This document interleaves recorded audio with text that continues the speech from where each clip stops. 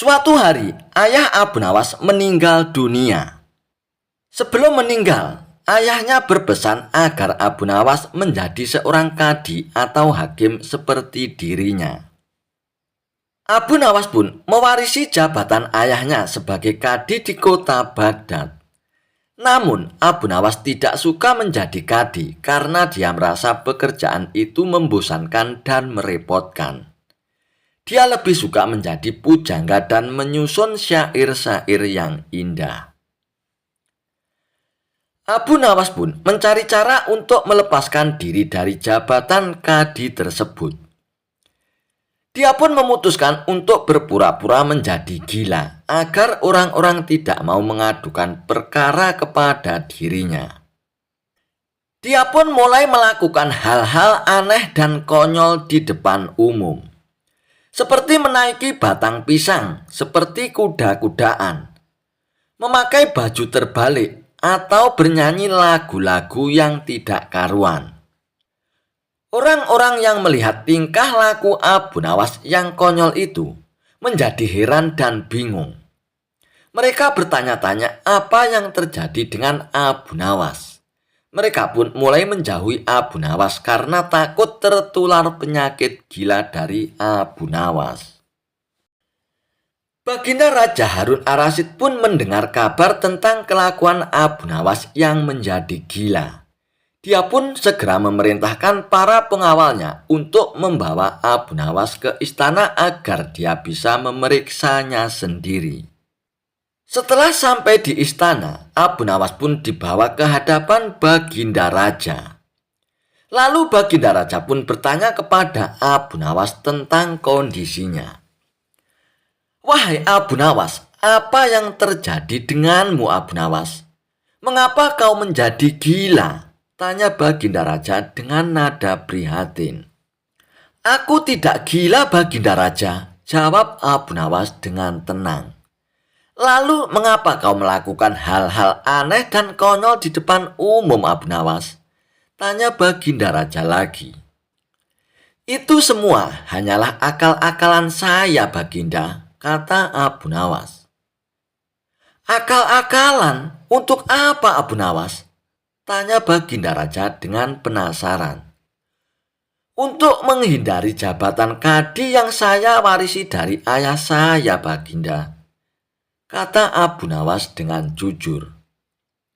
"Menghindari jabatan kadi? Mengapa?" tanya Khalifah lagi dengan heran. "Karena saya tidak suka menjadi kadi Baginda," kata Abu Nawas.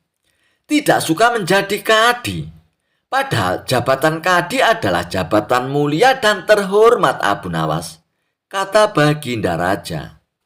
"Betul Paduka yang mulia. Tapi bagi saya tidak begitu," kata Abu Nawas. "Lalu apa yang kau sukai Abu Nawas?" tanya Baginda Raja. "Saya lebih suka menjadi pujangga Baginda. Saya suka menyusun syair-syair yang indah yang bisa menghibur dan menyentuh hati orang-orang," kata Abu Nawas. "Menjadi pujangga, bukankah itu pekerjaan yang tidak berguna dan tidak bermanfaat?" kata Baginda Raja lagi. "Namun bagi saya tidak begitu Baginda. Menjadi pujangga adalah pekerjaan yang mulia dan bermakna. Dengan syair-syair saya bisa menyampaikan pesan-pesan penting dan bijak kepada orang-orang. Saya bisa mengkritik keadaan yang tidak adil dan tidak benar dengan cara yang halus dan cerdas.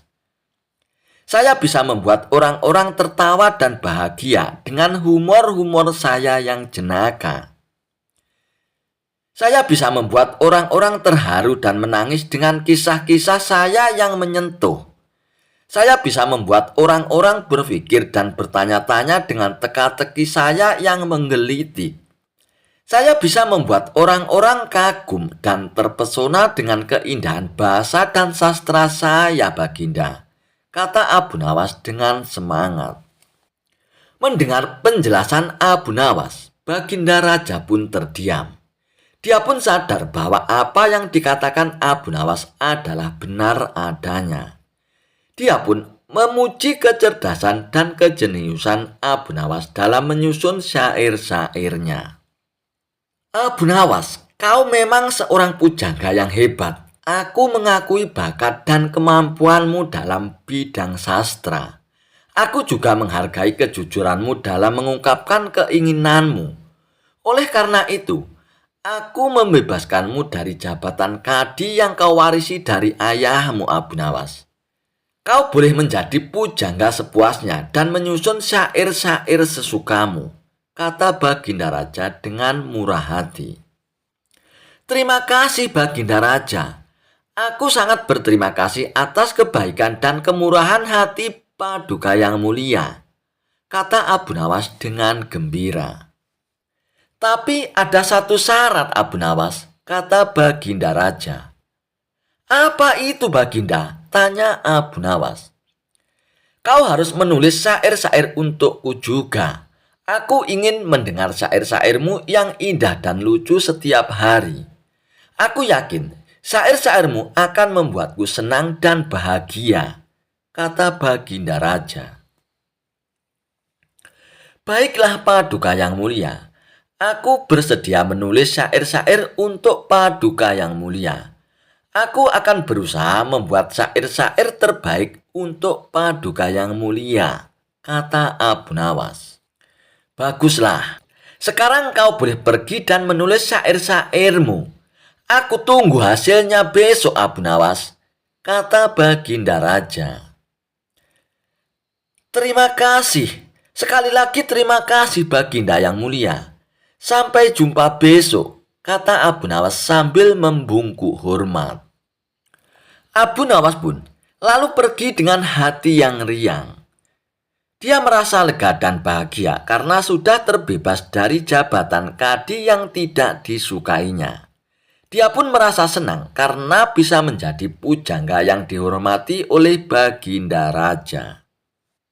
Hikmah dari kisah ini mengajarkan kepada kita bahwa setiap orang memiliki bakat dan minat yang berbeda-beda.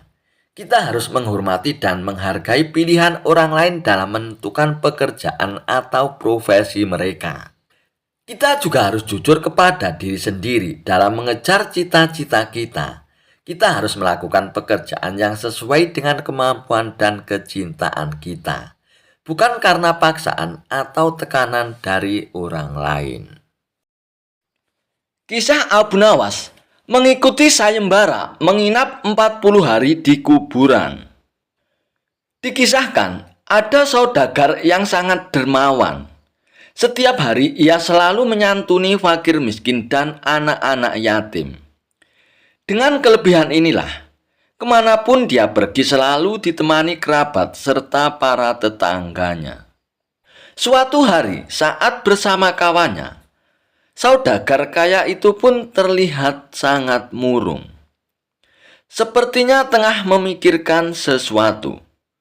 Melihat perilaku tidak biasa tersebut, salah seorang dari temannya pun akhirnya bertanya, "Wahai kawan, apa yang kau pikirkan? Kenapa kau terlihat sangat sedih?" ujar salah seorang temannya kepada saudagar kaya itu. "Selama ini dimanapun berada, aku selalu ditemani orang-orang. Apakah nanti ketika aku meninggal dunia, ada yang mau menemaniku di kuburan?" kata saudagar kaya itu. Mendengar jawaban tersebut, semua kawannya pun terdiam. Sebab mana mungkin ada yang mau menemani mayat di kuburan. Ternyata kegelisahan saudagar tersebut terus menghampirinya sepanjang hari. Akhirnya ia pun menulis surat wasiat. "Barang siapa yang mau menemaniku selama 40 hari di dalam kubur setelah aku mati nanti, aku akan memberi warisan separuh dari harta peninggalanku." Lalu ditanyakan hal itu kepada anak-anaknya untuk menjaganya di dalam kubur nanti. "Mana mungkin kami sanggup menjaga ayah, karena saat itu ayah sudah menjadi mayat," ujar anak-anak saudagar kaya menolak permintaan orang tuanya. Keesokan harinya, saudagar kaya itu pun memanggil semua kerabat yang terdiri dari kakak dan adiknya. Namun lagi-lagi permintaan dia pun ditolak karena dianggap tidak wajar. Mana ada orang yang sanggup melakukan itu? Meskipun setengah dari hartamu diberikan, kata para kerabatnya menjelaskan. Dengan perasaan sedih, saudagar kaya tersebut pun memerintahkan ajudannya untuk mengadakan sayembara ke seluruh negeri. Barang siapa yang berani menemaninya selama 40 hari di dalam kubur saat ia meninggal, maka akan diberi setengah dari harta kekayaannya. Tidak lama dari sayembara itu pun diumumkan. Sang saudagar kaya pun akhirnya meninggal dunia. Kuburannya pun dihias megah dengan segala perlengkapan. Di saat bersamaan, Abu Nawas pun mendengar sayembara itu. Dengan tergesa-gesa, dirinya menuju rumah si saudagar kaya tersebut untuk memberitahu bahwa ia bersedia menjalani sayembara tersebut. Keesokan harinya, dikebumikanlah saudagar kaya itu. Abu Nawas pun ikut masuk ke liang lahat sambil membawa kapak berharganya yang setiap hari menemani bekerja mencari kayu bakar di hutan. Setelah seluruh pelayat pergi, hanya tersisa Abu Nawas menemani jenazah di liang lahat. Tidak lama kemudian, malaikat Munkar dan Nakir pun datang untuk bertanya kepada jenazah tersebut. Menyadari siapa yang datang, Abu Nawas pun sedikit menjauh dari mayat saudagar kaya itu. Dalam hati Abu Nawas pun berpikir sudah tiba saatnya mayat itu diinterogasi. Namun ternyata yang ditanya bukanlah mayat saudagar. Kedua malaikat itu pun malah menuju ke arah Abu Nawas. "Hai manusia, apa yang kau lakukan di sini?"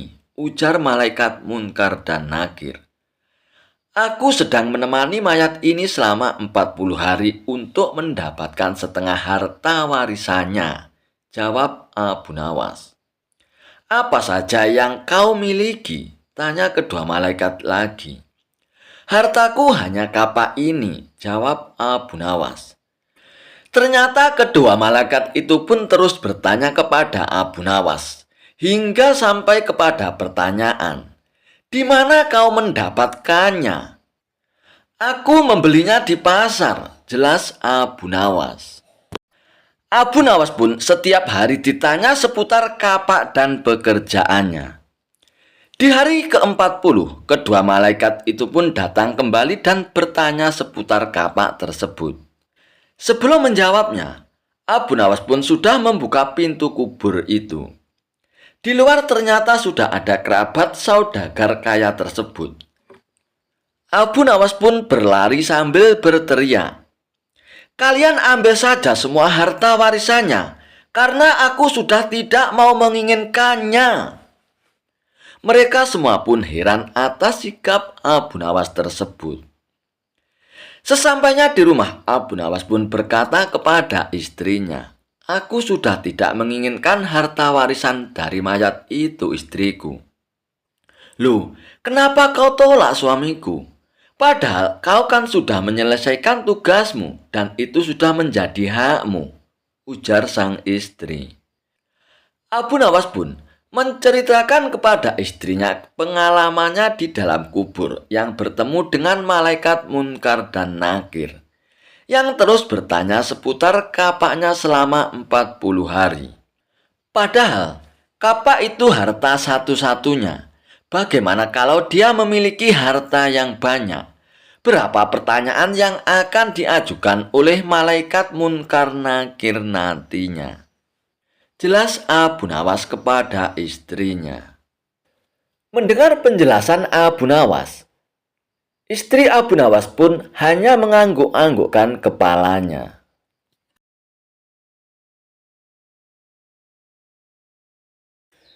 Kisah Abu Nawas dan botol ajaib.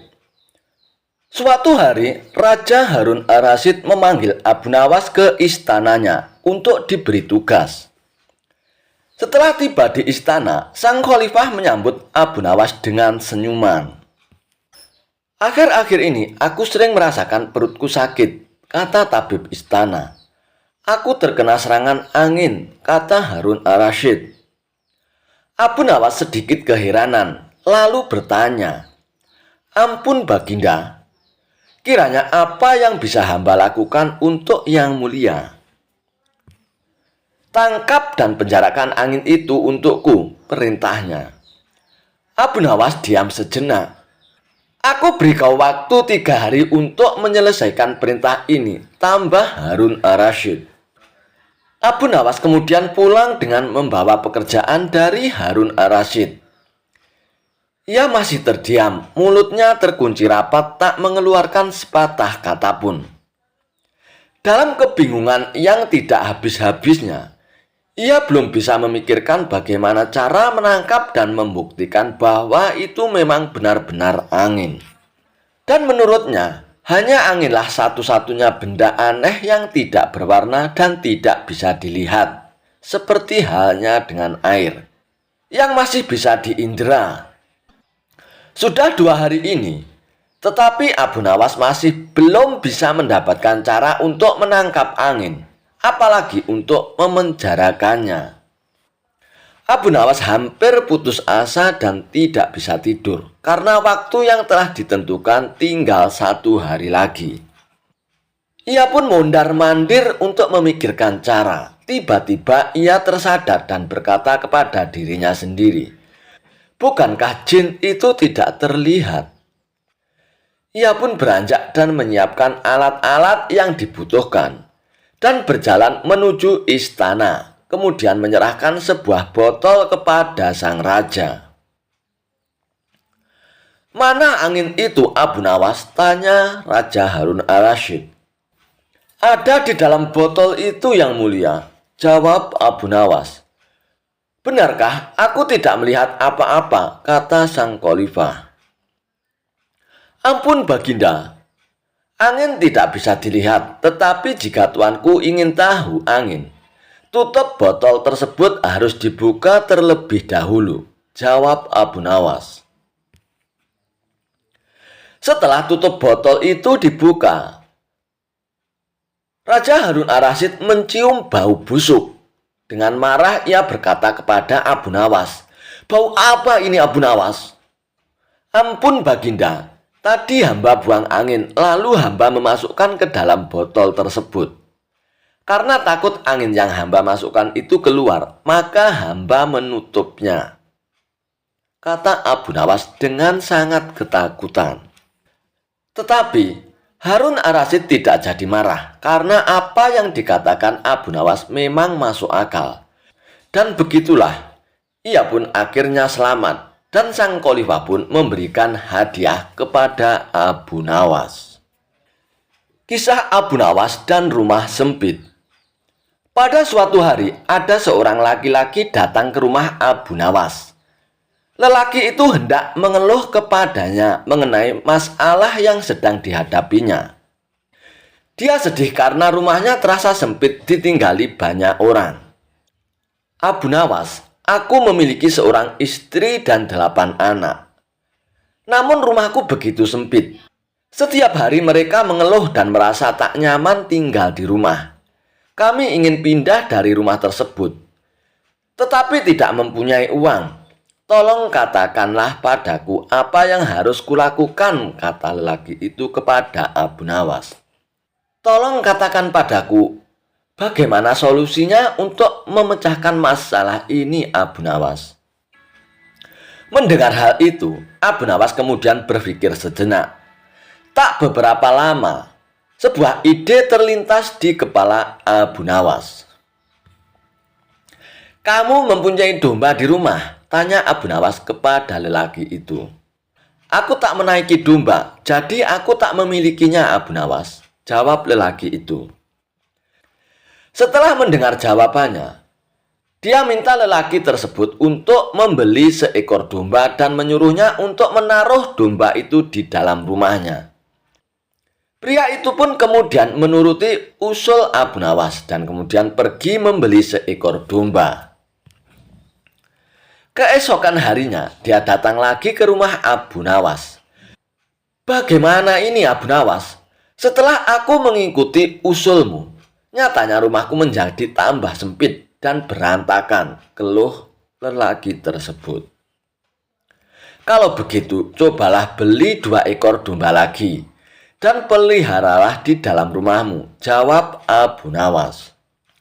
Kemudian pria itu pun bergegas pergi ke pasar dan membeli 2 ekor domba lagi. Namun bukannya seperti yang diharapkan, rumahnya justru semakin terasa sempit. Dengan perasaan jengkel, dia pergi ke rumah Abu Nawas untuk mengadu yang ketiga kalinya. Dia menceritakan semua apa yang terjadi, termasuk mengenai istrinya yang menjadi sering marah-marah karena domba tersebut. Akhirnya Abu Nawas pun menyarankannya untuk menjual semua domba yang dimilikinya. Dan keesokan harinya, kedua orang tersebut bertemu kembali. Abu Nawas kemudian bertanya, "Bagaimana keadaan rumahmu sekarang? Apakah sudah lebih lega?" "Setelah aku menjual domba-domba tersebut, rumahku menjadi nyaman untuk ditinggali. Istriku pun tidak lagi marah-marah," jawab pria tersebut sambil tersenyum. Akhirnya Abu Nawas dapat menyelesaikan masalah pria dan rumah sempitnya itu. Kisah Abu Nawas dan 6 ekor lembu. Suatu hari, Raja Harun ar-Rasyid memanggil Abu Nawas untuk menghadap ke istana. Raja ingin menguji Abu Nawas. Ketika Abu Nawas sampai di hadapan Raja Harun ar-Rasyid pun bertitah, "Hai Abu Nawas, aku menginginkan 6 ekor lembu berjenggot yang pandai berbicara. Bisakah engkau mendatangkan mereka dalam waktu 1 minggu? Kalau gagal, aku akan penggal kepalamu." "Baiklah tuanku yang mulia, hamba junjung tinggi titah tuan," jawab Abu Nawas. Semua orang di dalam istana yang hadir pun pada saat itu berkata dalam hati, "Mampuslah kau Abu Nawas." Abu Nawas kemudian memohon diri untuk pulang ke rumah. Sesampainya di rumah, ia duduk berdiam dan merenungkan keinginan sang raja. Abu Nawas cukup lama berada di dalam rumah dan tidak kunjung keluar. Seminggu setelahnya, ia baru keluar. Hari itu adalah batas akhir dari tugas yang diberikan oleh sang raja. Abu Nawas kemudian menuju kerumunan orang-orang. Ia kemudian berkata, "Hai orang-orang yang muda, hari ini hari apa?" Orang-orang yang menjawab benar akan dia lepaskan, tetapi orang yang menjawab salah akan dia tahan. Rupanya tidak ada satupun orang yang menjawab dengan benar. Abu Nawas pun marah kepada mereka. "Begitu saja kok tidak bisa menjawab? Kalau begitu, mari kita menghadap raja untuk mencari tahu kebenaran yang sesungguhnya," ujar Abu Nawas. Keesokan harinya, istana dipenuhi oleh warga yang ingin menonton kesanggupan Abu Nawas membawa 6 ekor lembu berjenggot. Sampai di depan raja, Abu Nawas pun menghanturkan sembah dan duduk dengan khidmat. Raja berkata, "Hai Abu Nawas, mana lembu berjenggot yang pandai bicara itu?" Abu Nawas pun kemudian menunjuk 6 orang yang dibawanya sambil berkata, "Inilah mereka paduka raja." "Hai Abu Nawas, apa yang engkau tunjukkan kepadaku itu?" "Wahai paduka raja, tanyalah pada mereka, hari apa sekarang?" Raja kemudian bertanya dan ke-6 orang tersebut memiliki jawaban yang berbeda. Maka Abu Nawas kembali berujar, "Jika mereka manusia, tentunya tahu hari ini hari apa paduka. Apalagi jika tuanku menanyakan hari yang lain. Akan tambah pusing mereka paduka. Manusia ataukah hewankah mereka ini? Inilah lembu berjenggot yang pandai bicara itu tuanku." Raja heran melihat Abu Nawas yang pandai melepaskan diri dari ancaman hukuman. Kemudian raja memberikan hadiah 5.000 dinar kepada Abu Nawas. Kisah Abu Nawas dan ibu yang sebenarnya. Pada suatu hari, hakim pengadilan dibuat bingung oleh dua orang ibu yang merebutkan seorang bayi. Karena sama-sama mempunyai bukti yang kuat, hakim tidak tahu bagaimana caranya untuk menentukan siapa ibu kandung dari bayi itu. Akhirnya, dia pun pergi menghadap Raja Harun ar-Rasyid untuk meminta bantuan, supaya kasus tersebut tidak berlarut-larut. Raja kemudian turun tangan untuk menyelesaikan masalah tersebut. Namun dia malah dibuat putus asa karenanya. Kedua wanita itu sama-sama keras kepala dan tetap menginginkan bayi tersebut. Kemudian, Raja Harun ar-Rasyid pun memanggil Abu Nawas ke istananya. Setelah mengetahui duduk permasalahannya, Abu Nawas pun mencari cara agar nasib bayi itu tidak terlunta-lunta dan bisa bersama dengan ibu kandungnya lagi. Keesokan harinya, Abu Nawas pergi ke pengadilan dengan membawa serta seorang al-Guju. Abu Nawas menyuruh meletakkan bayi yang diperebutkan itu di atas sebuah meja. "Apa yang akan kau lakukan pada bayi itu?" tanya kedua ibu yang saling berebut itu bersamaan kepada Abu Nawas. "Sebelum menjawab pertanyaan kalian, saya akan bertanya sekali lagi. Adakah di antara kalian berdua yang bersedia menyerahkan bayi itu kepada ibunya yang asli?" kata Abu Nawas.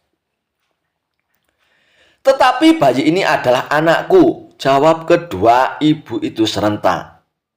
"Baiklah kalau begitu. Karena kalian berdua sama-sama menginginkan bayi ini, dengan terpaksa saya akan membelahnya bayi ini menjadi dua," jawab Abu Nawas.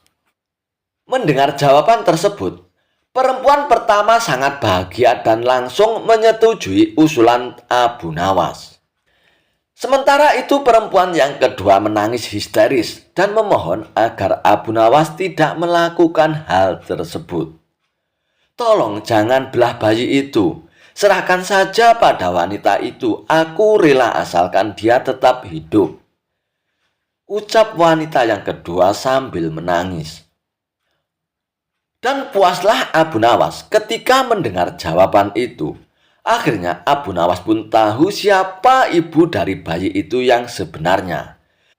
Lalu ia pun menyerahkan bayi tersebut kepada perempuan yang kedua yang merupakan ibu kandungnya. Setelah itu Abu Nawas meminta agar pengadilan menghukum wanita yang pertama sesuai dengan kejahatannya. Hal ini dikarenakan tidak ada seorang ibu pun yang tega melihat anaknya dibunuh, apalagi di hadapannya sendiri. Akhirnya masalah pun selesai dan bayi itu akhirnya dapat bersatu kembali dengan ibu kandungnya. Kisah Abu Nawas, obat sulit tidur untuk Raja Harun ar-Rasyid. Suatu malam, Raja Harun ar-Rasyid kesulitan untuk tidur. Malam sudah semakin larut dan raja belum juga merasakan kantuk. Raja kemudian memanggil salah satu pengawal istana. Raja pun berkata, "Umumkan kepada seluruh rakyat, barang siapa yang bisa membuat raja tertidur akan diberikan 10 koin emas." Pengawal istana pun kemudian bergegas memberikan isyarat kepada bawahannya agar bergerak cepat untuk mengumumkan titah sang raja kepada rakyat. Setelah itu, datanglah dua orang yang kebetulan pada malam itu juga kesulitan untuk tidur. Mendengar penjelasan dari pengawal istana, mereka berminat untuk mengikuti sayembara itu. Namun, kedua peserta tersebut pun gagal membuat raja bisa tertidur. Cerita yang dibawakan dua peserta tersebut justru malah membuat raja semakin sulit untuk tertidur. Hingga sampailah Abu Nawas yang menawarkan diri untuk mengikuti sayembara. Setelah dipersilakan, Abu Nawas pun mulai bercerita. "Baginda, Dahulu ada seekor raja semut yang kurang kerjaan. Ia masuk ke kuping sebelah kanan seseorang yang sedang tidur. Keluar lagi, masuk lagi, keluar lagi, kemudian masuk lagi. Kemudian masuk ke kuping kiri, keluar lagi, masuk lagi, keluar lagi, masuk lagi. Raja kesal mendengar kisah yang dituturkan oleh Abu Nawas. Menurut sang raja, cerita Abu Nawas tidak menarik dan membuat raja merasa bosan. Sehingga ia pun menguap dan memiringkan tubuhnya membelakangi Abu Nawas. Perlahan raja pun menutup matanya dan mulai tertidur. Pagi harinya, Abu Nawas masuk lagi ke istana dengan mengendarai kereta. 10 karung diangkat ke dalam kereta satu persatu. Penjaga pintu istana geleng-geleng kepala ketika kereta itu keluar dari gerbang. Abu Nawas tertidur pulas di atas tumpukan karung emas dengan suara mendengkur yang keras. Kisah Abu Nawas sembunyi di kolong saat pergoki maling masuk rumah. Alkisah, pada suatu hari maling masuk ke rumah Abu Nawas. Alih-alih mengusir atau mencegah pencurian, Abu Nawas justru bersembunyi di kolong tempat tidurnya. Alhasil, si maling leluasa mengobrak-abrik rumah Abu Nawas dengan leluasa. Melihat itu, istri Abu Nawas pun marah. Saking marahnya, sang istri bahkan sampai menyindir Abu Nawas. "Sampean ini lelaki kok takut sama pencuri," kata sang istri. Bukannya tersinggung, Abu Nawas justru menjawab, ia merasa sungkan dengan si maling. Sebab di rumahnya tidak ada barang yang berharga yang bisa dia curi. "Aku tidak enak kalau dia tahu saya, soalnya di rumah ini tidak ada apa-apa yang bisa dicuri," kata Abu Nawas. Kisah Abu Nawas membangun istana di awan. Abu Nawas belum kembali. Kata istrinya, ia bersama seorang pendeta dan seorang ahli yoga sedang melakukan pengembaraan suci. Padahal saat itu, Baginda amat membutuhkan bantuan Abu Nawas. Beberapa hari terakhir ini, Baginda merencanakan membangun istana di awang-awang karena sebagian dari raja-raja negeri bersahabat telah membangun bangunan-bangunan yang luar biasa. Baginda tidak ingin menunggu Abu Nawas lebih lama lagi. Beliau mengutus beberapa orang kepercayaannya untuk mencari Abu Nawas. Mereka tidak berhasil menemukan Abu Nawas karena Abu Nawas ternyata sudah berada di rumah ketika mereka baru berangkat. Abu Nawas pun menghadap Baginda Raja Harun Ar-Rasyid. Baginda pun amat riang. Saking gembiranya, beliau mengajak Abu Nawas bergurau. Setelah saling tukar-menukar cerita-cerita yang lucu, lalu Baginda mulai mengutarakan rencananya. "Aku sangat ingin membangun istana di awang-awang, agar aku lebih terkenal di antara raja-raja yang lain. Adakah kemungkinan keinginanku itu terwujud, Abu Nawas?" tanya Baginda Raja kepada Abu Nawas. "Tidak ada yang tidak mungkin dilakukan di dunia ini, Paduka," kata Abu Nawas berusaha mengikuti arahan pembicaraan Baginda Raja. "Kalau menurutmu hal itu tidak mustahil diwujudkan, maka aku serahkan sepenuhnya tugas ini kepadamu," kata Baginda puas. Abu Nawas pun terperanjat. Ia menyesal telah mengatakan kemungkinan mewujudkan istana di awang-awang. Tetapi nasi telah menjadi bubur. Kata-kata yang telah terlanjur didengar oleh Baginda tidak mungkin ditarik kembali. Baginda pun memberi waktu Abu Nawas beberapa minggu. Dan rasanya tak ada yang lebih berat lagi bagi Abu Nawas kecuali tugas yang diembannya. Jangankan membangun istana di langit, membangun sebuah gubuk kecil pun sudah merupakan hal yang mustahil dikerjakan. Hanya Tuhan sajalah yang mampu untuk melakukannya, gumam Abu Nawas dalam hatinya. Hari-hari berlalu seperti biasa, tak ada yang dikerjakan oleh Abu Nawas, kecuali memikirkan bagaimana membuat Baginda Raja yakin kalau yang dibangun itu benar-benar istana di langit. Seluruh ingatannya dikerahkan dan dihubung-hubungkan. Abu Nawas bahkan berusaha menjangkau masa kanak-kanaknya, sampai ia teringat bahwa dulu ia pernah bermain layang-layang. Dan inilah yang membuat Abu Nawas girang. Abu Nawas tidak menyia-nyiakan waktu lagi. Ia bersama beberapa kawannya merancang layang-layang raksasa terbentuk persegi empat. Dan setelah selesai, baru Abu Nawas melukis pintu-pintu serta jendela-jendela dan ornamen-ornamen lainnya.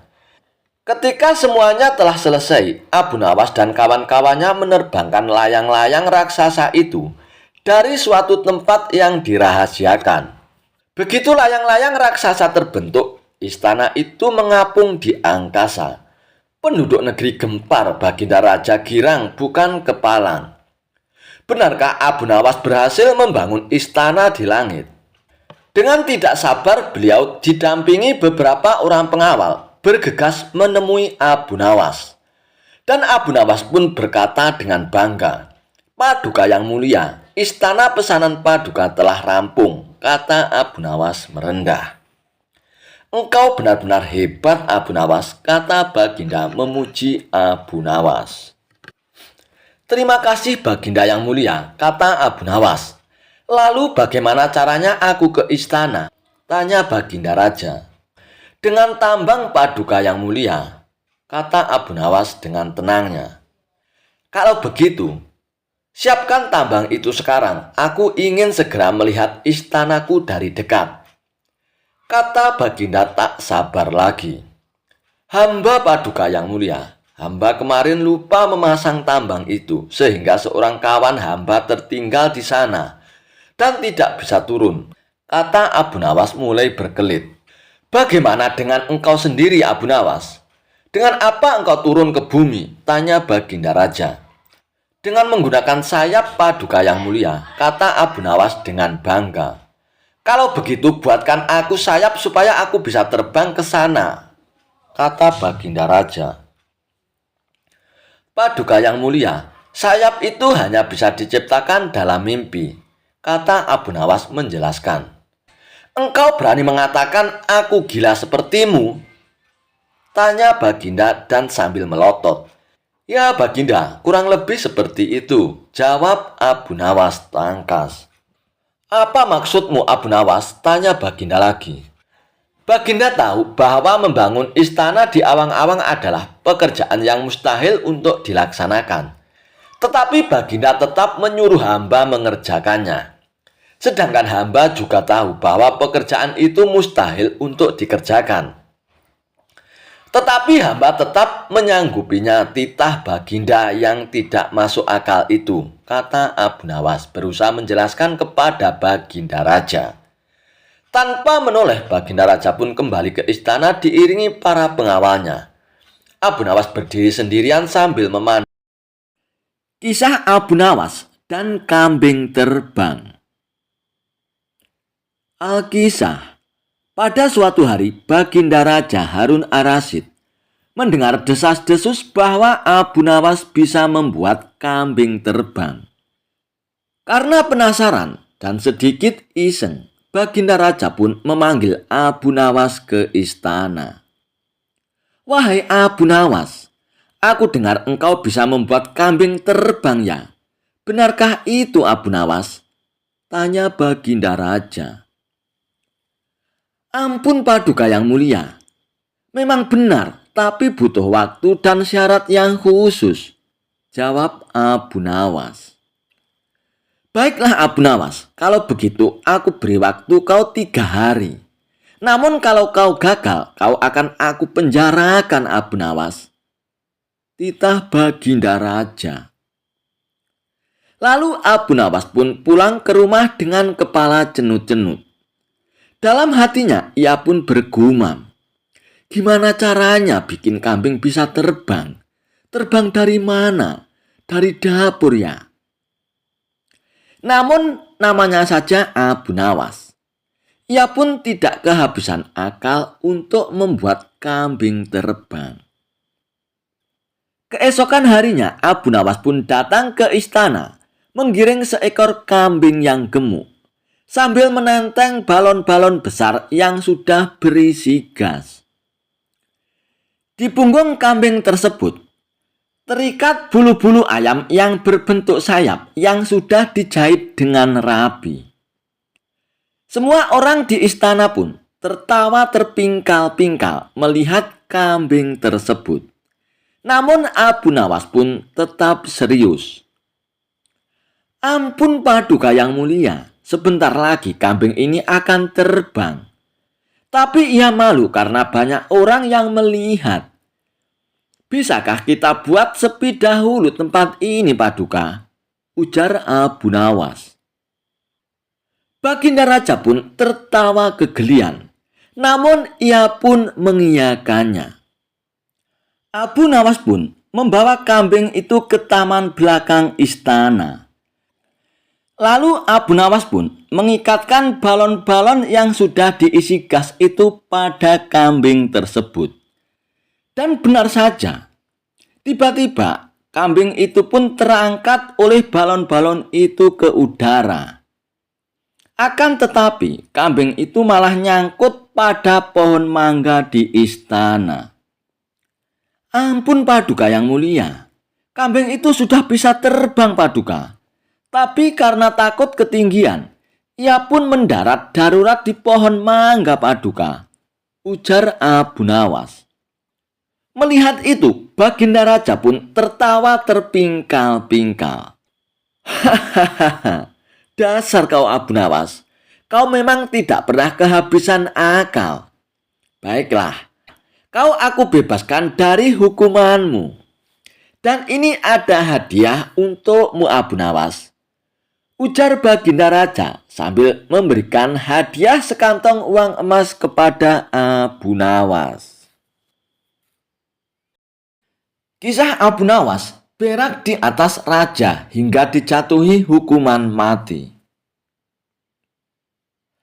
Apa jadinya jika ada orang yang tidak punya akhlak terhadap rajanya?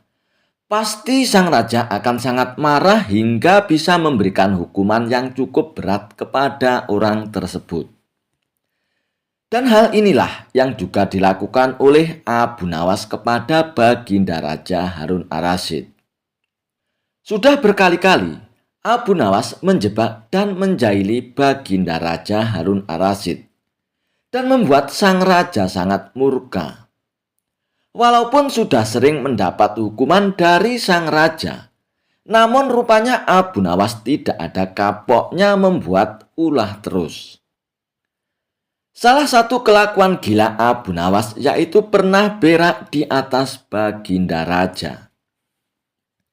Peristiwa lucu inilah yang membuat Baginda Raja sangat marah dan memberikan hukuman mati kepada Abu Nawas. Dikisahkan, pada suatu hari Baginda Raja Harun Ar-Rasyid mengadakan suatu perjalanan untuk menjelajahi hutan-hutan. Dan untuk kegiatan itu, lalu Baginda Raja pun mengajak Abu Nawas dan beberapa pengawal untuk menemaninya. Sang raja juga mengingatkan kepada pengawalnya untuk selalu menjaga kebersihan lingkungan. Dan menjaga kebersihan lingkungan adalah salah satu undang-undang yang harus dipatuhi oleh seluruh rakyat negeri itu. Dan siapapun yang berani melanggarnya, maka akan dikenakan sanksi hukuman mati. Lalu sang raja pun berkata kepada Abu Nawas dan para pengawalnya, "Wahai kalian semua, aku ingatkan kalian tentang pentingnya undang-undang untuk menjaga kebersihan lingkungan. Siapapun dilarang buang air besar di sungai kecuali aku. Apabila hendak buang air besar di sungai, harus lebih dahulu izin kepadaku. Siapapun yang melanggar undang-undang ini, maka akan dikenakan sanksi hukuman mati. Paham kalian semua?" ucap Baginda Raja. "Siap Paduka yang mulia," sahut para pengawal. Kemudian Sang raja dan rombongan pun melanjutkan perjalanan menjelajahi hutan. Ketika perjalanan berada di tengah hutan, tiba-tiba perut sang raja mules dan kebelet untuk buang air besar. Aduh, stop dulu pengawal, stop. Berhenti dulu. Kita berhenti di sini dulu pengawal. Perutku sakit, aku mau buang air besar dulu. Aku sudah tidak tahan pengawal, ucap Baginda Raja. Dan akhirnya perjalanan pun dihentikan.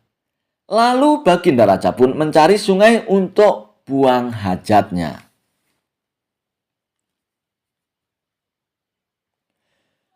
Setelah menemukan sungai, sang raja pun lalu buang hajat di aliran sungai itu. Kondisi aliran sungai yang digunakan sang raja untuk buang hajat mengalir menuju ke arah utara. Dan pada waktu yang bersamaan, Abu Nawas juga ikut kebelet untuk buang air besar. Dia pun kebingungan mau buang air besar di mana.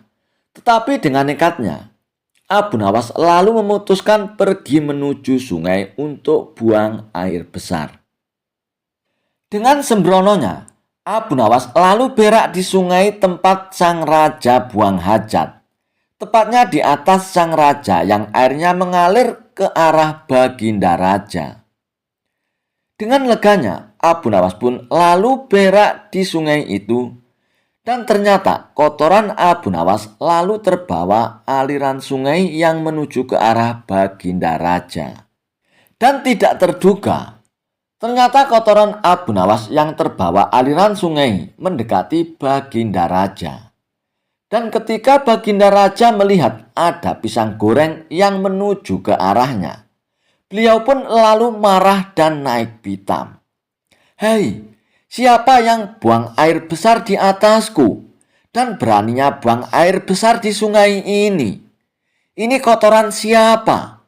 Kurang ajar ini, tidak ada akhlak, ucap Baginda Raja dengan wajah geram. Dan tentu saja peristiwa ini melanggar undang-undang yang sudah dibuat oleh Baginda Raja. Lalu Baginda Raja pun memerintahkan pengawalnya untuk mencari tahu siapa yang berani berak di sungai itu. Dan setelah diselidiki, ternyata itu semua adalah perbuatan Abu Nawas. Dan atas perbuatan dan kesalahan itu, lalu Abu Nawas pun dibawa ke pengadilan kerajaan. Setelah menjalani sidang pengadilan, kerajaan pun akhirnya memutuskan memberikan sanksi hukuman mati kepada Abu Nawas. Namun, sebelum Abu Nawas dihukum mati, kerajaan memberikan sebuah kesempatan terakhir kepada Abu Nawas untuk membela diri. Wahai Abu Nawas, atas kesalahanmu melanggar undang-undang, kamu dijatuhi hukuman mati. Namun kerajaan memberikan suatu kesempatan kepadamu untuk membela diri Abu Nawas. Silakan memberikan pembelaan Abu Nawas, seru Baginda Raja. Lalu Abu Nawas pun memutar-mutar otaknya untuk melakukan pembelaan. Setelah berpikir sejenak, lalu Abu Nawas pun berkata kepada Baginda Raja, "Wahai Paduka yang mulia, sebenarnya aku ini sangat rela dihukum mati. Tapi perkenankanlah hamba untuk menyampaikan beberapa alasan, hingga hamba berani berak bersama Paduka di sungai. Sebenarnya, justru itu bukti atas kesetiaan hamba kepada Paduka yang mulia," ucap Abu Nawas. Mendengar perkataan Abu Nawas membuat Baginda Raja pun terheran-heran dan tidak mengerti maksud Abu Nawas. "Wahai Abu Nawas, apa maksudmu dari perkataan itu?" tanya Baginda Raja. "Wahai Paduka yang mulia, maksud hamba adalah bahwa kotoran Paduka yang mulia harus hamba kawal dengan kotoran hamba kemanapun kotoran Paduka yang mulia pergi. Dan kotoran hamba harus berada di belakang kotoran Paduka yang mulia." Dan ini adalah akhlak dan bukti kesetiaan hamba kepada Paduka yang mulia. Justru yang harus dihukum mati adalah rakyat Baginda Raja yang berani berak di bawah aliran sungai Baginda Raja berak. Karena kotorannya telah lancang berani mendahului kotoran Paduka yang mulia. Mendengar penuturan Abu Nawas, Baginda Raja pun termanggut-manggut kagum atas alasan Abu Nawas yang masuk akal itu. Dan atas alasan itulah akhirnya Abu Nawas pun terbebas dari hukuman mati.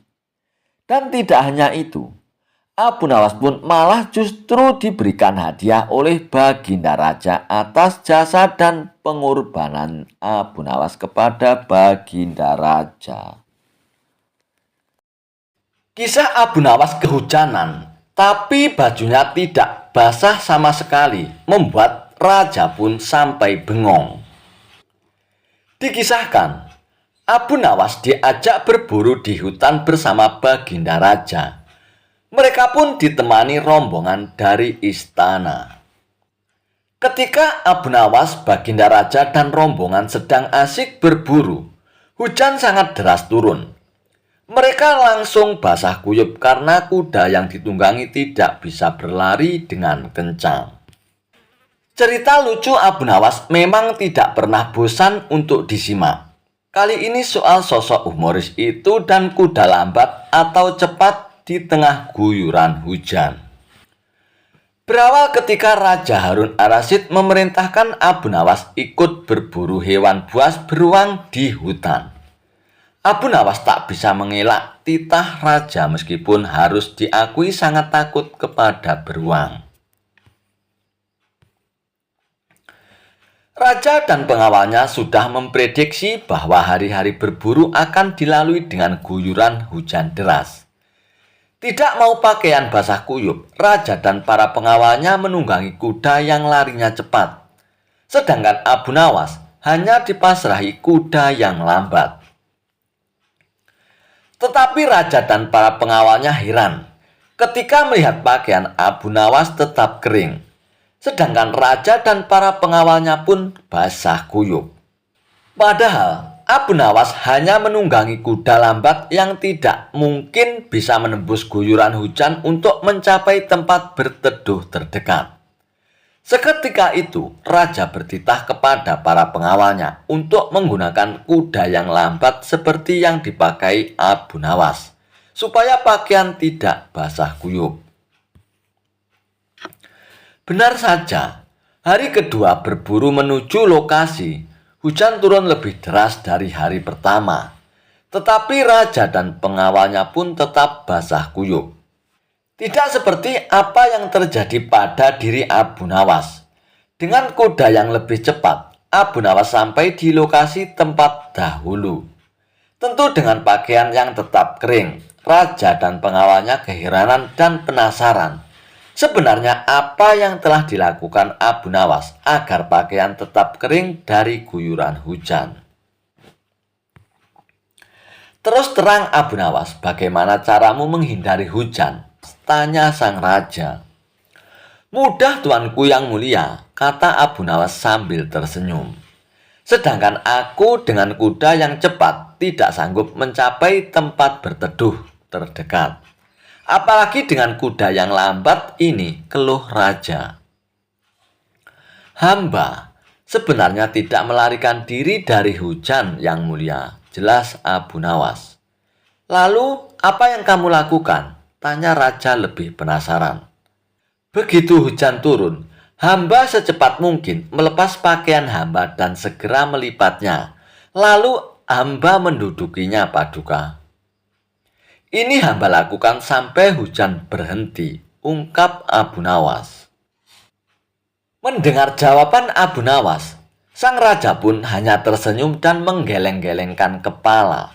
Seakan ia mengakui kecerdikan Abu Nawas. Kisah Abu Nawas terbebas dari hukuman raja karena buang air kecil. Dikisahkan, Abu Nawas lagi-lagi membuat ulah. Kali ini, Ia benar-benar membuat Baginda Raja menjadi gusar. Saking gusarnya, akhirnya Baginda Raja pun bertitah kepada seluruh rakyatnya agar buang air besar ke rumah Abu Nawas selama 1 minggu. Namun rupanya titah Baginda Raja sudah diketahui oleh Abu Nawas. Dengan berpikir keras, akhirnya Abu Nawas pun menemukan ide yang cemerlang untuk melawan Baginda Raja tanpa melanggar aturannya. Tiba saatnya, orang-orang pun berbondong-bondong menuju rumah Abu Nawas dengan niat untuk buang hajat. Abu Nawas yang sudah lama menunggu mereka di rumah mempersilakan bagi siapa saja yang mau buang hajat di rumahnya untuk masuk satu persatu. Dimulai dengan orang pertama saat dia sedang asik buang hajat. Tiba-tiba sebuah balok menghantam kepala orang tersebut, sehingga orang itu pun merasa kesakitan dan akhirnya lari terbirit-birit. Demikian pula yang terjadi dengan orang yang selanjutnya. Rupanya, sang pelakunya adalah Abu Nawas yang memang sengaja menunggu orang-orang yang sedang buang hajat di rumahnya. Demikianlah kejadian itu terjadi pada hari pertama hingga akhirnya orang-orang pun tidak berani kembali ke rumah Abu Nawas. Dan akhirnya mereka pun melaporkan kejadian ini kepada Baginda Raja. Hal ini semakin membuat Baginda Raja pun bertambah marah. Kemudian, Baginda Raja pun memerintahkan para prajuritnya untuk menangkap Abu Nawas dan membawanya ke istana. Lalu para prajurit itu pun mendatangi rumah Abu Nawas dan menangkapnya. Tanpa melawan, Abu Nawas pun dibawa ke pengadilan istana. Setibanya di istana, Baginda Raja pun mulai menyidangkan Abu Nawas. "Hai Abu Nawas, tahukah engkau akan kesalahanmu?" tanya Baginda Raja. "Tidak Baginda Raja," jawab Abu Nawas dengan tegas. "Kau telah melukai banyak orang yang sedang buang hajat di rumahmu atas perintah rajamu Abu Nawas, yang berarti engkau melawan rajamu," ucap Baginda Raja. "Bukan begitu Paduka yang mulia. Yang sebenarnya hamba lakukan adalah mempertegas perintah Paduka yang mulia, bukannya melanggar," ucap Abu Nawas. "Apa maksudmu Abu Nawas?" tanya Baginda Raja. "Titah tuanku Paduka yang mulia kan mereka harus buang hajat di rumah hamba. Tapi yang mereka lakukan bukan hanya buang hajat, melainkan juga kencing. Jadi merekalah yang melanggarnya dan bukan hamba Paduka," jawab Abu Nawas. Mendengar penuturan Abu Nawas, Baginda Raja pun tidak bisa menyalahkannya. Dan ia pun malah tertawa terpingkal-pingkal. "Hahaha, kau memang cerdas Abu Nawas. Kau tidak hanya aku bebaskan dari hukumanmu, dan sekarang malah kau akan aku beri hadiah Abu Nawas." Dan akhirnya Abu Nawas pun terbebas dari hukuman Baginda Raja dan mendapatkan hadiah dari Baginda Raja. Kisah Abu Nawas, cara agar hutang cepat dibayar. Utang piutang memang hal yang biasa. Namun menjadi tidak biasa kalau ada orang yang susah membayar hutangnya. Apalagi kalau ada teman yang tidak mau bayar utang. Pasti bikin kesal saja. Tapi tenang saja, Abu Nawas punya cara agar utang itu cepat dibayar. Mau tahu caranya? Begini ceritanya. Saat Abu Nawas menagih utang dengan temannya yang tidak mau bayar. Rumah Abu Nawas konon pernah didatangi Abu Jahil yang terkenal pelit. Ia lalu menjelaskan tujuan kedatangannya. Ia ingin meminjam uang 100 dinar. Tentu saja Abu Nawas terkejut mendengarnya. "Dari mana saya mendapatkan uang sebanyak itu, Abu Jahil?" kata Abu Nawas. "Ayolah Abu Nawas, aku yakin kamu pasti ada. Pinjami aku selama sebulan saja Abu Nawas," pinta Abu Jahil.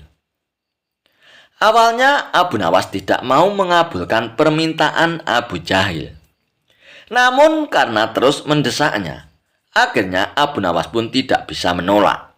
"Tapi kamu hanya berjanji sebulan saja Abu Jahil," kata Abu Nawas mengingatkan. "Ya, saya berjanji Abu Nawas. Bulan depan kebun saya akan panen. Saya pasti akan mengembalikan uang pinjaman ini kepadamu Abu Nawas," jawab Abu Jahil.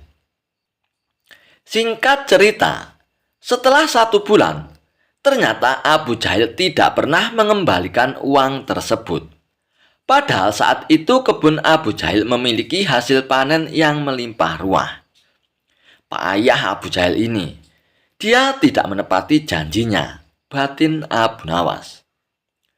Karena membutuhkan uang, Abu Nawas pun terpaksa pergi ke rumah Abu Jahil untuk menagih hutangnya. "Hei Abu Jahil, bagaimana dengan janjimu yang dulu itu? Katanya kamu akan mengembalikan uang itu dalam waktu sebulan," kata Abu Nawas. Abu Jahil pun menjawab bahwa dia tidak bisa membayar hutangnya. Ia beralasan bahwa uang hasil kebunnya digunakan untuk mengobati saudaranya yang sedang sakit. "Jangan khawatir Abu Nawas, saya pasti akan membayar hutangku bulan depan," kata Abu Jahil. Abu Nawas pun sangat kecewa. Akhirnya, dia pun pulang tanpa membawa uang sepeser pun. Beberapa hari kemudian, Abu Nawas mendengar kabar bahwa Abu Jahil sering mengundang teman-temannya ke rumah untuk berpesta. Mendengar hal tersebut, Abu Nawas pun menjadi emosi. "Kurang ajar Abu Jahil. Katanya dia kekurangan uang, tapi dia malah sering mengadakan pesta," gerutu Abu Nawas. Abu Jahil pasti tidak akan membayar hutangnya karena 1000 alasan. Akhirnya Abu Nawas pun mendapat ide untuk mengerjai Abu Jahil. Keesokan harinya, Abu Nawas pun pergi ke desa seberang untuk menemui sahabatnya. Dia mulai menyusun strategi dan meminta bantuan seorang teman. Setelah strateginya matang, Abu Nawas pun segera mendatangi rumah Abu Jahil. "Mengapa kamu di sini, Abu Nawas? Aku sudah bilang kan, jika akan mengembalikan utangku itu bulan depan," kata Abu Jahil. "Jangan salah paham Abu Jahil. Aku di sini bukan untuk menagih hutang. Aku ingin mengajakmu bertemu dengan orang pintar," jawab Abu Nawas. "Ada perlu apa emangnya Abu Nawas?" tanya Abu Jahil dengan penasaran. "Begini Abu Jahil, di desa seberang katanya ada dukun pesugihan yang bisa membuat kita kaya. Aku ingin mencobanya di sana," jawab Abu Nawas. "Benarkah Abu Nawas itu?" "Oke Abu Nawas, aku ikut. Aku juga ingin kaya," kata Abu Jahil girang mendengar adanya tawaran dukun pesugihan itu. Singkat cerita, Abu Nawas dan Abu Jahil tiba di rumah dukun pesugihan tersebut. Setelah memanggil keduanya, dukun itu pun bertanya, "Apa yang kamu lakukan di sini?" Abu Nawas kemudian mengutarakan keinginannya agar ia ingin kaya tanpa bekerja. "Ah, itu mudah saja. Tapi syaratnya ada loh," kata sang dukun. "Apa syaratnya, dukun?" tanya Abu Nawas. "Syaratnya harus ada yang dikorbankan. Tapi jangan khawatir, korbannya tidak harus dari keluarga. Orang lain juga bisa dikorbankan. Tapi orang lain itu adalah orang yang terkait dengan hartamu," jawab sang dukun. "Apa maksudmu? Aku tidak mengerti," tanya Abu Nawas lagi. Ya, misalnya siapapun yang berutang uang kepadamu, orang itu dapat digunakan sebagai korban, meskipun dia bukan anggota keluargamu, jawab sang dukun. Bagaimana jika orang itu tidak mau? Tanya Abu Nawas. Kamu tidak perlu minta izin kepada orang tersebut. Nanti ia akan jadi korban tanpa ia sadari dan tiba-tiba mati dengan mengerikan, kata dukun menjelaskan. Aku mengerti. Oke, aku setuju, jawab Abu Nawas sambil memandang Abu Jahil. Abu Jahil yang merasa dikorbankan langsung gemetar. Dukun itu kemudian mengajari Abu Nawas mantra sebagai ritualnya. Setelah kembali dari rumah dukun tersebut, di tengah jalan Abu Nawas berkata kepada Abu Jahil, "Hei Abu Jahil, kamu tidak perlu mengembalikan hutangmu 100 dinar itu. Saya ikhlas Abu Jahil," ucap Abu Nawas.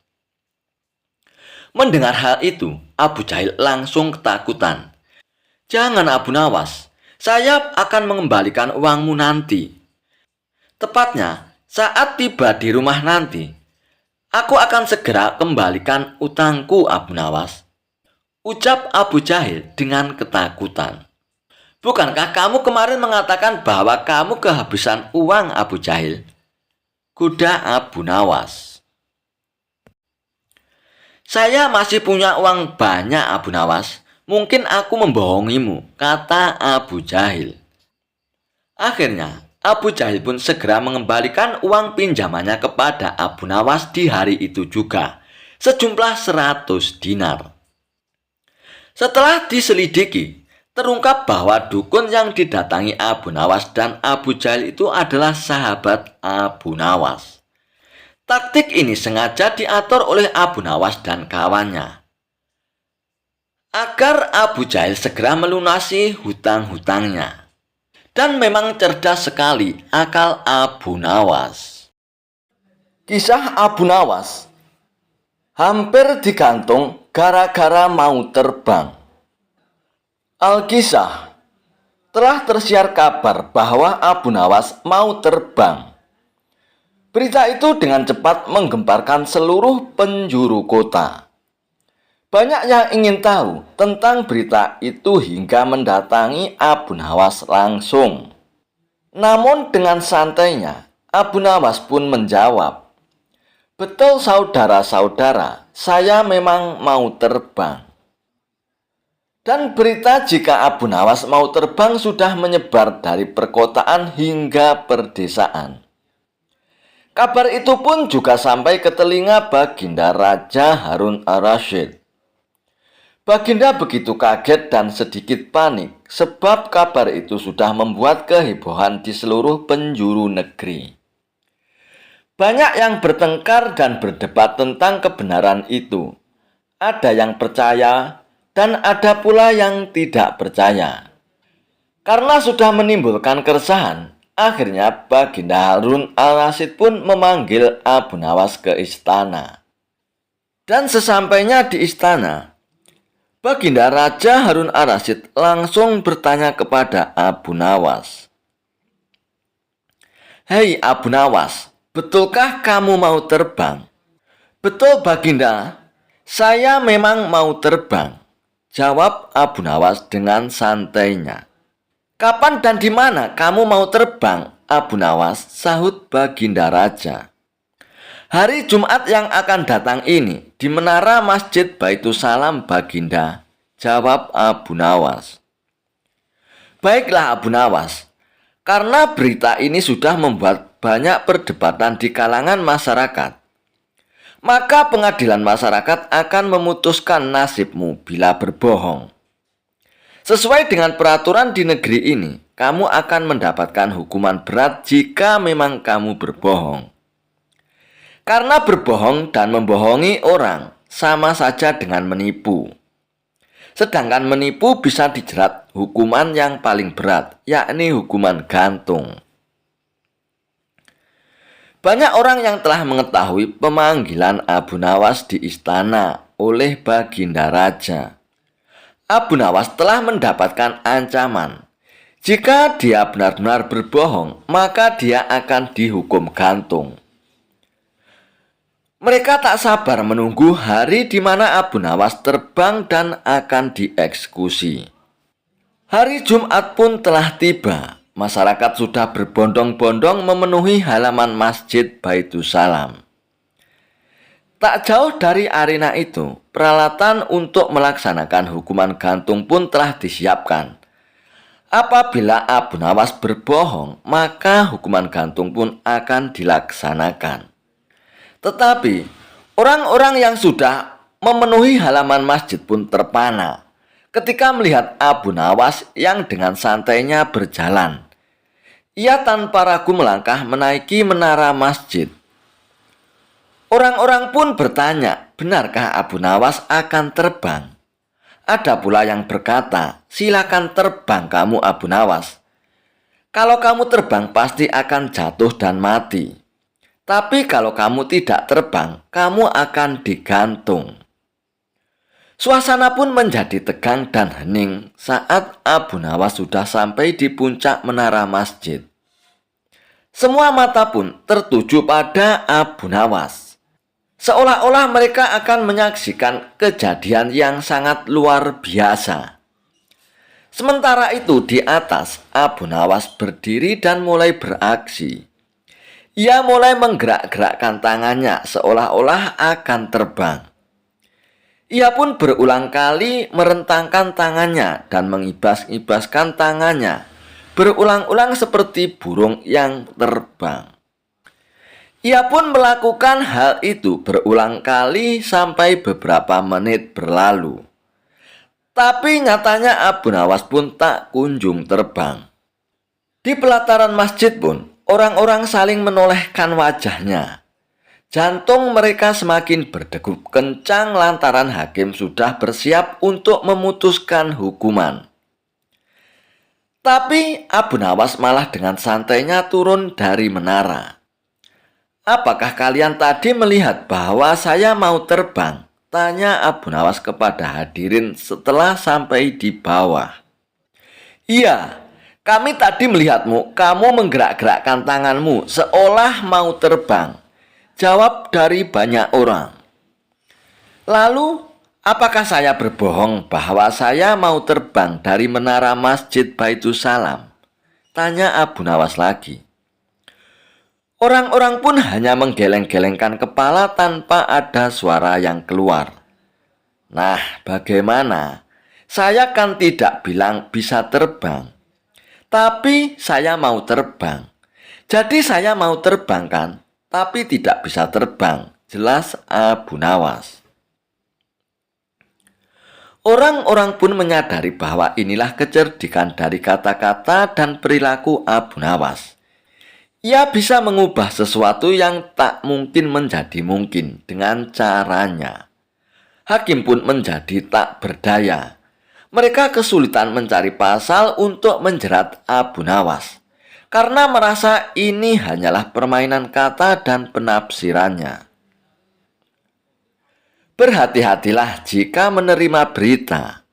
Jangan langsung ditelan, tapi renungkanlah dahulu, kata Abu Nawas kepada orang-orang yang telah menyaksikan kejadian itu. Sesampainya di istana, para Al-Guju menceritakan apa yang terjadi hari itu pada Baginda Raja Harun al-Rasyid. Namun bukannya marah atau kecewa, Baginda Raja malah tertawa terbahak-bahak. Hahaha, sudah kukira ini hanya ulahnya Abu Nawas. Aku sudah berulang kali dibuatnya tertawa oleh kecerdikan Abu Nawas. Ucap Baginda Raja sambil tersenyum-senyum. Abu Nawas membuat kesalahan yang sangat serius. Kesalahannya adalah sering datang ke berbagai tempat dan meneriakkan khotbah yang sama. Dalam khotbahnya, Abu Nawas selalu menyebutkan para ahli ilmu yaitu ulama sebagai orang bodoh. Tentu saja khotbah ini dianggap mengganggu ketertiban masyarakat karena telah mencela para ulama. Akibat perbuatan Abu Nawas itu, para ulama sepakat mengadukan kepada Baginda Raja. Mereka meminta supaya Abu Nawas diadili. Maka diadakanlah pengadilan dan Abu Nawas sebagai terdakwanya. Di ruang sidang tersebut sudah berkumpul beberapa ulama kota Baghdad. Mereka menuntut supaya Abu Nawas dihukum. "Hai Abu Nawas, benarkah engkau berkata kepada para ahli ilmu adalah orang bodoh?" tanya Baginda Raja. "Benar Paduka yang mulia," jawab Abu Nawas dengan singkat. "Apa alasanmu berbuat demikian, Abu Nawas?" tanya Baginda Raja lagi. Sebelum menjawabnya, izinkanlah terlebih dahulu hamba meminta beberapa kertas dan pena, lalu bagikanlah kepada semua para ahli ilmu yang ada di ruangan sidang ini, Paduka, pinta Abu Nawas. Lalu semua para ahli ilmu agama yang berada di ruang sidang itu diberikan kertas dan pena oleh Baginda Raja. Setelah masing-masing ulama mendapat kertas dan pena, Abu Nawas kemudian kembali berkata, "Aku minta kepada kalian semua para ahli ilmu untuk menulis jawaban pada kertas atas pertanyaan yang akan aku ajukan. Pertanyaannya adalah, apa yang dimaksud dengan roti?" ucap Abu Nawas. Mendengar pertanyaan yang remeh-temeh tersebut, salah satu dari ulama pun berkata, "Apa maksud pertanyaanmu itu, wahai Abu Nawas? Ini tidak ada kaitannya dengan kasusmu, Abu Nawas." Abu Nawas pun membalasnya, "Silakan jawab saja nanti, Anda akan tahu." Setelah masing-masing ulama menuliskan jawabannya pada kertas tersebut, lalu dikumpulkanlah kepada Baginda Raja. Baginda Raja pun membaca satu demi satu kertas yang berisi jawaban tersebut. Ulama pertama menjawab roti adalah sebuah makanan. Ulama kedua menjawab roti adalah karunia dari Tuhan. Ulama ketiga menjawab roti adalah terigu yang sudah dimasak. Ulama keempat menjawab roti adalah makanan bergizi. Intinya, masing-masing ulama mempunyai jawaban yang berbeda. Tergantung pada pemaknaan mereka akan sebuah roti. Setelah membaca semua jawaban itu, Abu Nawas berkata kepada Baginda Raja dan semua ulama yang ada di ruangan sidang, "Kalian semua adalah para ahli ilmu, tetapi tidak satu pun yang mempunyai jawaban yang sama tentang roti. Wahai Baginda Raja, jika mereka tidak bisa memiliki jawaban yang sama tentang roti, apakah mereka berhak menentukan khotbahku benar atau salah? Inilah maksudku mengatakan kalau mereka para ahli ilmu adalah orang yang bodoh. Dapatkah Baginda mempercayai keputusan atau penilaian kepada orang-orang seperti ini? Bukankah terasa lucu bila mereka tidak sepakat akan sesuatu yang dimakan setiap hari? Tetapi mereka bisa dengan mudahnya sepakat menilai kalau khotbahku adalah salah. Jelas Abu Nawas. Mendengar hal itu, Baginda Raja pun justru menjadi kagum dengan cara berpikir Abu Nawas. Dan akhirnya Abu Nawas pun dibebaskan dari tuntutannya. Suatu hari, Baginda Raja memerintahkan pengawalnya untuk memanggil Abu Nawas datang ke istana. Dan dalam waktu tidak terlalu lama, Abu Nawas pun sudah berada di hadapan Baginda Raja. "Hei, apa kabar Abu Nawas? Sudah lama kau tidak datang kemari. Apakah aku harus menunggumu lebih dulu untuk datang ke istana? Untuk melepas kangenku ini, Abu Nawas." Sapa Baginda Raja kepada Abu Nawas untuk berbahasa basi. "Kalau Baginda Raja memanggil hamba, pasti ada apa-apanya," ucap Abu Nawas menyindir Baginda Raja. Benar sekali Abu Nawas. Aku dan para menteri yang ada di sini hendak mengajakmu bermain-main sebentar. Dan santai saja Abu Nawas, sekedar untuk menghilangkan rasa stres. Namun demikian, yang namanya permainan tentu saja ada hadiah dan hukumannya. Barang siapa yang dapat melaksanakan perintahku akan mendapatkan hadiah. Dan sebaliknya, yang gagal tentu saja dia akan mendapatkan hukuman. Apa hadiahnya Baginda Raja? Dan apa pula hukumannya? Tanya Abu Nawas tak sabar untuk mendengarnya. Hadiahnya adalah sekantong uang emas. Tapi kalau gagal, hukumannya membersihkan kandang kuda selama 3 bulan. Bagaimana Abu Nawas? Sudah sesuai kan? Oke. Titah Paduka yang mulia, siap hamba laksanakan, ujar Abu Nawas. Kalau begitu, dengar baik-baik dan camkan. Perintahku ini berlaku pada siapa saja yang berada di sini, tidak terkecuali. Begitu aku ucapkan perintah, dalam hitungan detik kalian harus melaksanakannya. Dan barang siapa yang gagal, hukuman membersihkan kandang kuda siap menanti di depan mata. Bagaimana, bisakah dimulai sekarang? Siap Paduka yang mulia, ujar para menteri secara serempak. Namun Abu Nawas agak terlambat mengucapkan kata siap. Dan si cerdik Abu Nawas ini pun mulai mencium gelagat yang tidak wajar dari permainan ini. Dan Abu Nawas pun mulai waspada. Semuanya jongkok. Baginda Raja pun memberi perintah aba-aba. Dan segera saja, semua menteri yang ada di Balerung pun segera berjongkok menuruti perintah Baginda Raja. Sekarang tengkurap. Abu Nawas dan para menteri pun segera tengkurap bersama-sama. Sekarang berdiri. Para menteri dan Abu Nawas pun langsung berdiri.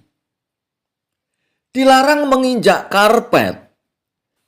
Mendengar perintah Baginda Raja, Abu Nawas pun celingukan. Lantai Balerung istana itu tidak ada yang kosong dari karpet. Semua dilapisi oleh karpet. Namun, para menteri yang memang sudah diatur sebelumnya menuju ke tempat masing-masing. Ada yang naik di atas meja, di atas almari, hingga bergantungan di rantai lampu. Dan ada pula yang memeluk erat pilar istana. Pokoknya sudah tidak ada lagi tempat yang lowong buat Abu Nawas. Dalam sekejap Abu Nawas pun berpikir keras. Dan dia harus memikirkan akal untuk masalah ini.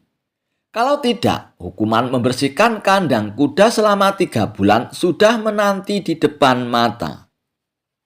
Tahu sendiri kan, bagaimana baunya yang namanya kandang kuda. Tapi namanya saja Abu Nawas. Ia mempunyai 1000 akal untuk memecahkan segala masalah yang dihadapinya. Dan tiba-tiba saja Abu Nawas pun segera meloncat ke punggung Baginda Raja yang memang tidak jauh dari Abu Nawas. Dalam hitungan detik, Abu Nawas pun sudah berada di gendongan Baginda Raja. Dan Baginda Raja pun berteriak-teriak kegelian. "Lepaskan aku Abu Nawas, lepaskan!" Teriak Baginda Raja sembari berusaha keras untuk melepaskan Abu Nawas yang ada di gendongannya. Akan tetapi Abu Nawas tak mau melepaskannya, justru semakin erat memeluknya. Dan semakin Baginda Raja berusaha untuk melepaskan Abu Nawas, semakin keras pula Abu Nawas memeluk Baginda Raja. "Lepaskan aku Abu Nawas, lepaskan. Aku merasa kalah Abu Nawas," Ucap Baginda Raja menyudahi lelucon yang konyol itu. Dan mau tak mau, Baginda Raja pun harus merelakan sekantong uang emasnya jatuh ke pelukan Abu Nawas. Kisah Abu Nawas memasukkan unta ke lubang jarum. Suatu hari, Baginda Raja dilanda masalah yang membuatnya tidak bisa tidur. Tapi masalah yang dihadapinya hanya Baginda Raja sendiri yang tahu. Meskipun Baginda Raja banyak masalah, namun ia sengaja merahasiakannya dari orang-orang sekitar. Baik kepada penasihat istana maupun Abu Nawas selaku sahabatnya tempat berkeluh kesah. Padahal, sejatinya Baginda Raja ingin rasanya melupakan masalah yang menimpanya. Kalaupun ia bisa lari menghindar, tentulah ia akan melakukannya. Tapi kenyataannya permasalahan yang dihadapi terasa seperti mengikuti kemanapun Baginda Raja pergi. Sejak saat itulah Baginda Raja sering terlihat melamun seorang diri. Kemudian penasihat istana mendekati Baginda Raja. "Maaf Paduka yang mulia, hamba perhatikan belakangan ini Paduka terlihat murung. Hamba khawatir Paduka nanti akan jatuh sakit. Apakah ada sesuatu yang Paduka pikirkan?" tanya penasihat istana. "Tidak apa-apa penasihat, aku baik-baik saja. Kau urusi saja pekerjaanmu," jawab Baginda Raja dengan memalingkan wajahnya. Penasihat istana pun hanya terdiam. Ia merasakan gelagat bahwa Baginda Raja sedang dilanda masalah yang besar. Dikarenakan Baginda Raja tidak mau berterus terang, penasihat istana pun tidak berani membujuknya untuk menceritakan masalah yang dihadapi Baginda Raja. Makin hari sikap Baginda Raja makin tertutup. Bahkan kini enggan menerima tamu. Hal ini membuat para pejabat istana pun menjadi sangat khawatir. Apa yang harus kita lakukan? Makin hari Baginda Raja terlihat mengkhawatirkan. Ini sangat buruk untuk kondisinya. Jangan sampai Baginda Raja jatuh sakit, kata salah seorang menteri. Aku juga cemas melihat sikap Baginda Raja belakangan ini. Aku sudah coba membujuknya supaya mau menceritakan masalah yang dialaminya. Tapi Baginda Raja malah memalingkan wajahnya. Baginda Raja memilih menutup diri, ucap penasihat istana. Oh iya, saya punya saran. Bagaimana kalau masalah ini kita sampaikan kepada Abu Nawas? Biasanya dia tahu solusinya, ujar salah satu menteri. Iya, saya setuju dengan saran tersebut, balas yang lainnya. Maka beberapa menteri istana pun segera mendatangi rumah Abu Nawas. Melihat yang datang adalah para menteri, Abu Nawas pun sempat terkejut. Karena biasanya yang diutus Baginda Raja adalah para prajurit istana. Wahai para menteri, kenapa kalian yang datang sendiri ke sini? Biasanya kan para prajurit istana yang diutus Baginda Raja, tanya Abu Nawas.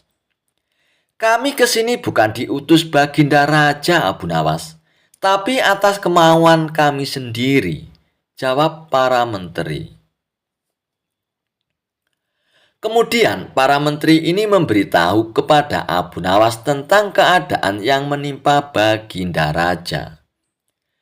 Kami semua sudah berusaha memberi perhatian, tapi Baginda Raja selalu menutup diri, Abu Nawas, kata salah satu menteri. Baiklah, aku akan coba menghiburnya. Mari kita datang ke istana sekarang, ajak Abu Nawas. Singkat cerita, Abu Nawas pun menghadap Baginda Raja. Lalu ia pun bercerita tentang kisah-kisah jenaka di hadapan Baginda Raja. Ia berharap Baginda Raja bisa terhibur dan tertawa. Tapi ternyata tidak ada reaksi apapun. Baginda Raja hanya terdiam, malah meninggalkan Abu Nawas. Lalu ia pun masuk ke kamarnya. Selepas Baginda Raja pergi, para menteri pun segera menghampiri Abu Nawas. "Bagaimana ini Abu Nawas? Kamu lihat sendiri kan?" ucap para menteri. "Sepertinya Baginda Raja sedang mengalami masalah berat. Biarkan aku pulang dulu. Aku akan memikirkan cara untuk mengatasi masalah ini," ucap Abu Nawas. Setibanya di rumah, Abu Nawas terus memikirkan cara terbaik untuk memecahkan masalah tersebut. Setelah berpikir cukup lama, akhirnya Abu Nawas pun menemukan ide yang cemerlang. Keesokan harinya, Abu Nawas pun pergi ke pasar. Di hadapan orang-orang, Abu Nawas berteriak, "Apakah di antara kalian ada yang bisa memasukkan unta ke lubang jarum?" Mendengar pertanyaan Abu Nawas, semua orang-orang yang ada di pasar pun merasa heran. Salah satu dari mereka pun lalu menjawab, "Mana mungkin bisa, itu perkara yang mustahil." Dengan lantang, Abu Nawas pun membalas, "Tidak ada perkara yang mustahil. Jangankan aku, anak kecil pun itu bisa melakukannya. Kalau kau memang bisa, coba tunjukkan kepada kami Abu Nawas," pinta mereka. "Maaf kawan-kawan, sayangnya aku hanya bisa membuktikannya bila di hadapan Baginda Raja," jawab Abu Nawas. Begitulah seterusnya setiap ada keramaian orang ataupun perkumpulan. Abu Nawas selalu mengatakan hal yang sama. Akhirnya kabar tentang Abu Nawas bisa memasukkan unta ke lubang jarum sampai juga hingga ke telinga Baginda Raja. Awalnya Baginda Raja tidak terlalu memperdulikannya. Akan tetapi lama-kelamaan timbul juga rasa penasaran pada diri Baginda Raja. Maka diperintahkanlah beberapa pengawal istana untuk memanggil Abu Nawas. "Tuan Abu Nawas, Anda diperintahkan Paduka Raja untuk datang ke istana," ucap salah seorang prajurit. "Benarkah itu prajurit?" tanya Abu Nawas untuk memastikan. "Benar Tuan Abu Nawas," jawab prajurit tersebut. "Rencanaku akhirnya berhasil," pikir Abu Nawas dalam hatinya. "Oh iya, bagaimana kondisi Baginda Raja sekarang?" tanya Abu Nawas kembali. "Baginda Raja masih sering mengurung diri dan sering tampak termenung," jawab salah seorang prajurit. "Baiklah, aku akan ke istana sekarang," balas Abu Nawas. Tidak lama kemudian, Abu Nawas pun sampai di istana. Lalu ia pun segera menghadap Baginda Raja. "Wahai Abu Nawas, aku dengar kau bisa memasukkan seekor unta ke lubang jarum. Kau bersedia membuktikannya bila di hadapanku. Benarkah itu Abu Nawas?" tanya Baginda Raja. "Oh, benar sekali Paduka yang mulia," jawab Abu Nawas dengan tenang. "Bagaimana mungkin kau bisa melakukannya Abu Nawas? Aku rasa itu perkara yang mustahil," balas Baginda Raja. "Di dunia ini tidak ada yang mustahil Paduka," ujar Abu Nawas. "Baiklah, sekarang coba kau buktikan Abu Nawas," perintah Baginda Raja. "Caranya mudah sekali Paduka. Kita tinggal membuat jarum yang lubangnya lebih besar daripada seekor unta. Dengan begitu kita bisa memasukkannya dengan mudah Paduka. Bahkan anak kecil pun bisa," jawab Abu Nawas menjelaskan. "Kalau caranya seperti itu, semua orang pun bisa melakukannya.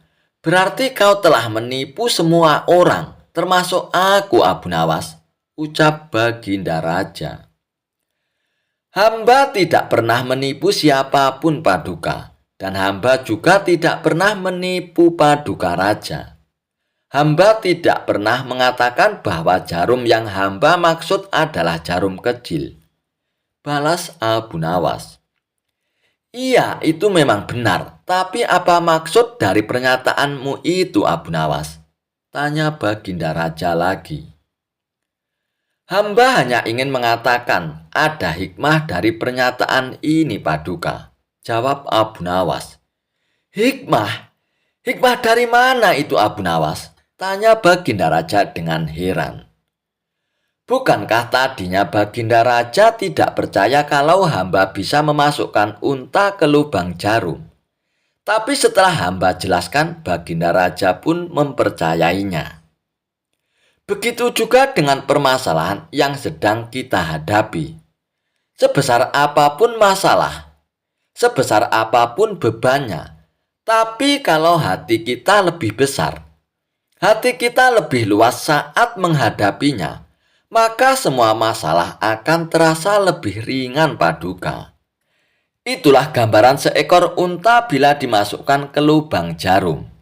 Sepintas saat kita menghadapinya, pasti itu mustahil dilakukan. Tapi bila hati kita luas dan besar, maka pikiran kita juga akan mengikuti dan pada akhirnya masalah yang kita anggap mustahil diatasi menjadi mudah dan ringan untuk dijalani, Paduka. Bagaimana kita akan bisa tenang bila kita menghadapi masalah dengan hati yang sempit? Tutur Abu Nawas.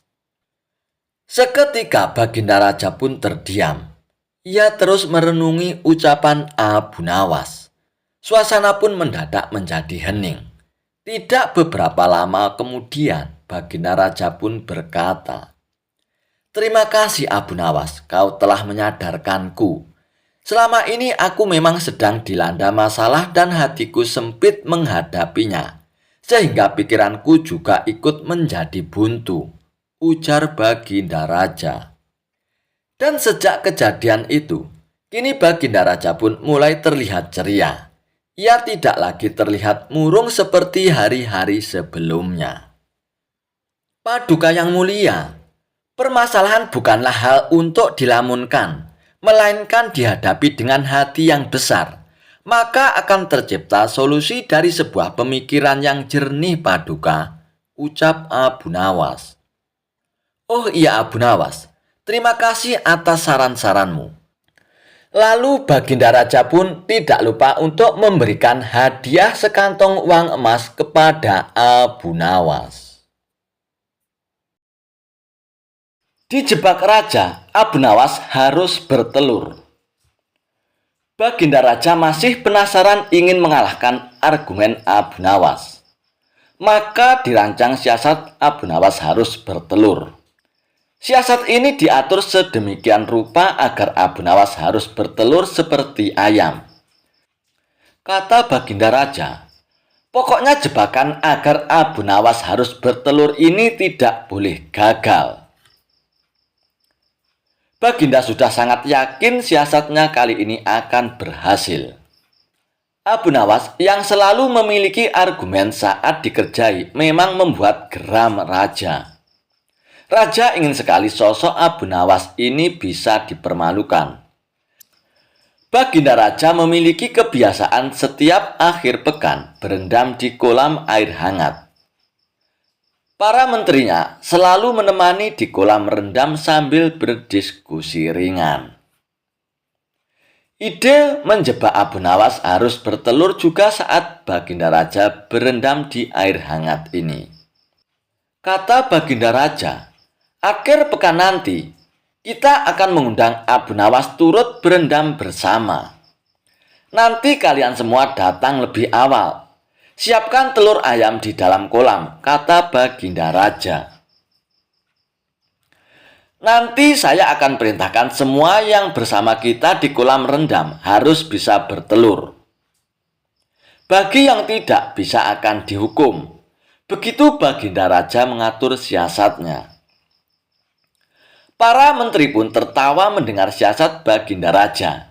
Mereka semua sudah membayangkan bagaimana Abu Nawas harus bertelur dan gagal.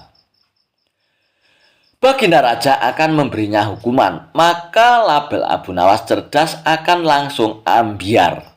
Begitu pikiran para menteri dan Baginda Raja. Tibalah akhir pekan yang direncanakan. Abu Nawas tanpa curiga datang memenuhi undangan Baginda Raja.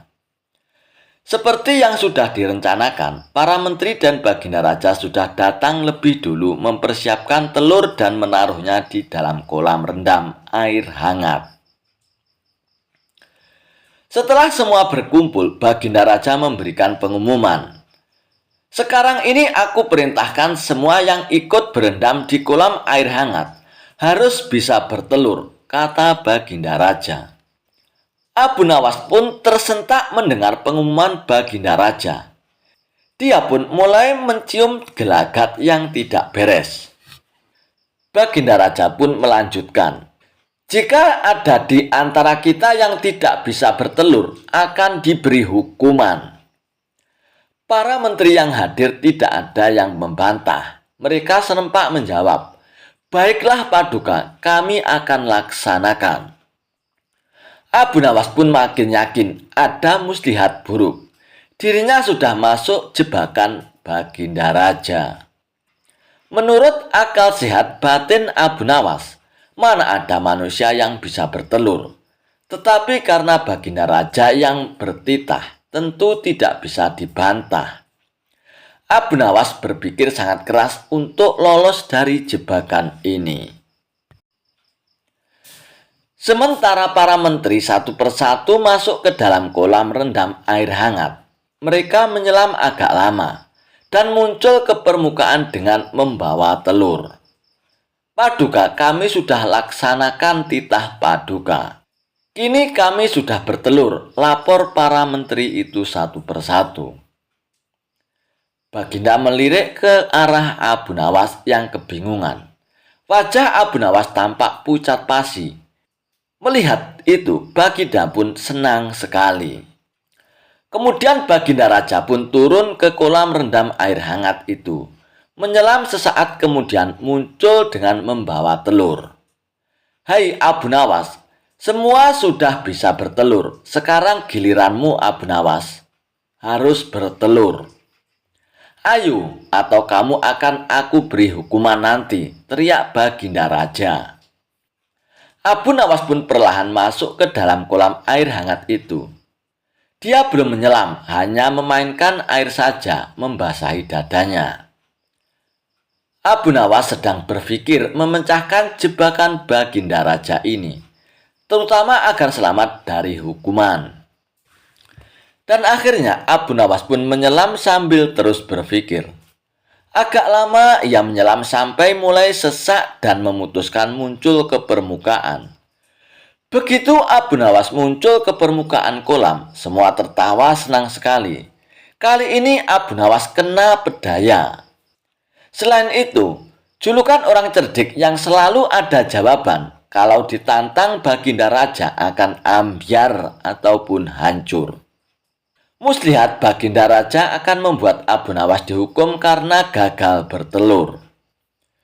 Baginda juga terlihat paling senang. Idenya berhasil membuat Abu Nawas tidak berdaya. Abu Nawas, mana telurmu? Teriak Baginda Raja tidak sabar. Abu Nawas tiba-tiba berlaku aneh. Tangannya dikepak-kepakkan seperti ayam. Lalu dia berkokok meniru ayam jantan. Kukuruyuk, kukuruyuk, kukuruyuk. Baginda Raja pun tersentak heran melihat kelakuan aneh Abu Nawas. Maaf Paduka, saya tidak bisa bertelur, jawab Abu Nawas sambil kembali berkokok. Kukuruyuk. Kenapa? Berarti kamu akan dihukum, tegas Baginda Raja. Saya merasakan diri saya ini ayam jantan Paduka. Jadi tidak mungkin bertelur. Hanya ayam betina saja yang bisa bertelur Baginda, ujar Abu Nawas sambil mengepak-ngepakkan kedua tangannya dan berkokok lagi. Kukuruyuk, kukuruyuk, kukuruyuk. Baginda Raja pun dan para menteri seperti ditampar keras oleh jawaban Abu Nawas. Baginda Raja pun bergegas mengambil pakaian dan beranjak tanpa berkata-kata lagi. Jebakan untuk Abu Nawas yang harus bertelur tak disangkanya gagal total. Malah dirinya dipermalukan, disamakan dengan ayam betina. Para menterinya juga mengikuti pergi meninggalkan Abu Nawas yang masih berkokok berkukuruyuk meledek mereka. Kisah Abu Nawas memenangkan sayembara mengerikan dan menjadi raja di negeri seberang. Inilah kisah Abu Nawas menjadi raja di negeri seberang. Ceritanya berawal ketika di negeri seberang terdapat sebuah kerajaan yang aman, adil, makmur, dan sentosa. Karena dipimpin oleh raja yang bijaksana.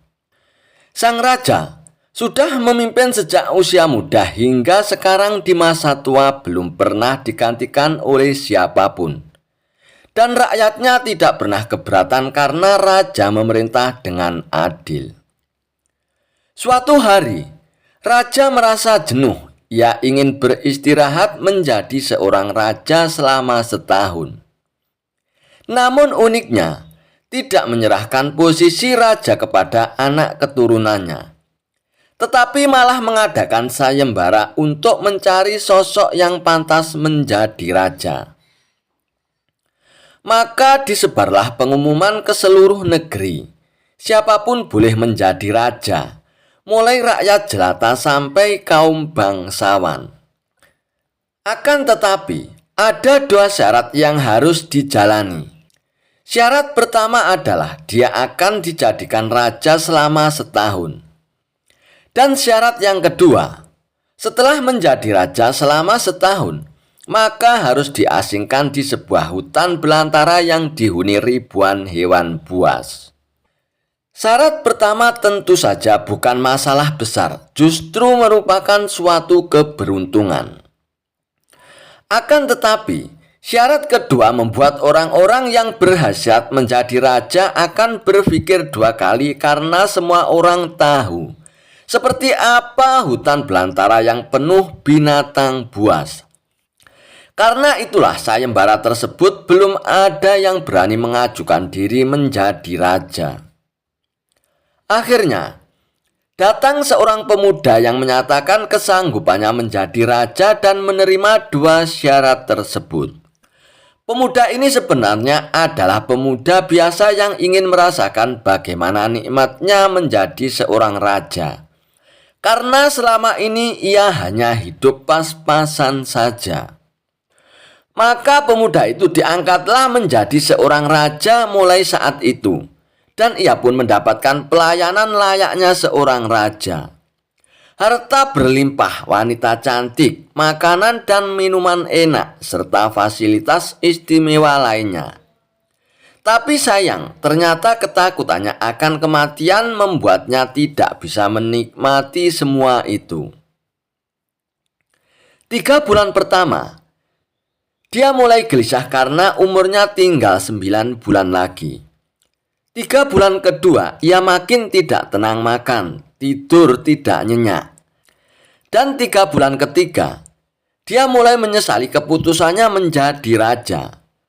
3 bulan terakhir, si pemuda miskin itu pun stres berat karena hidupnya tinggal beberapa bulan dan kesenangan yang dicari selama ini tidak bisa dirasakan.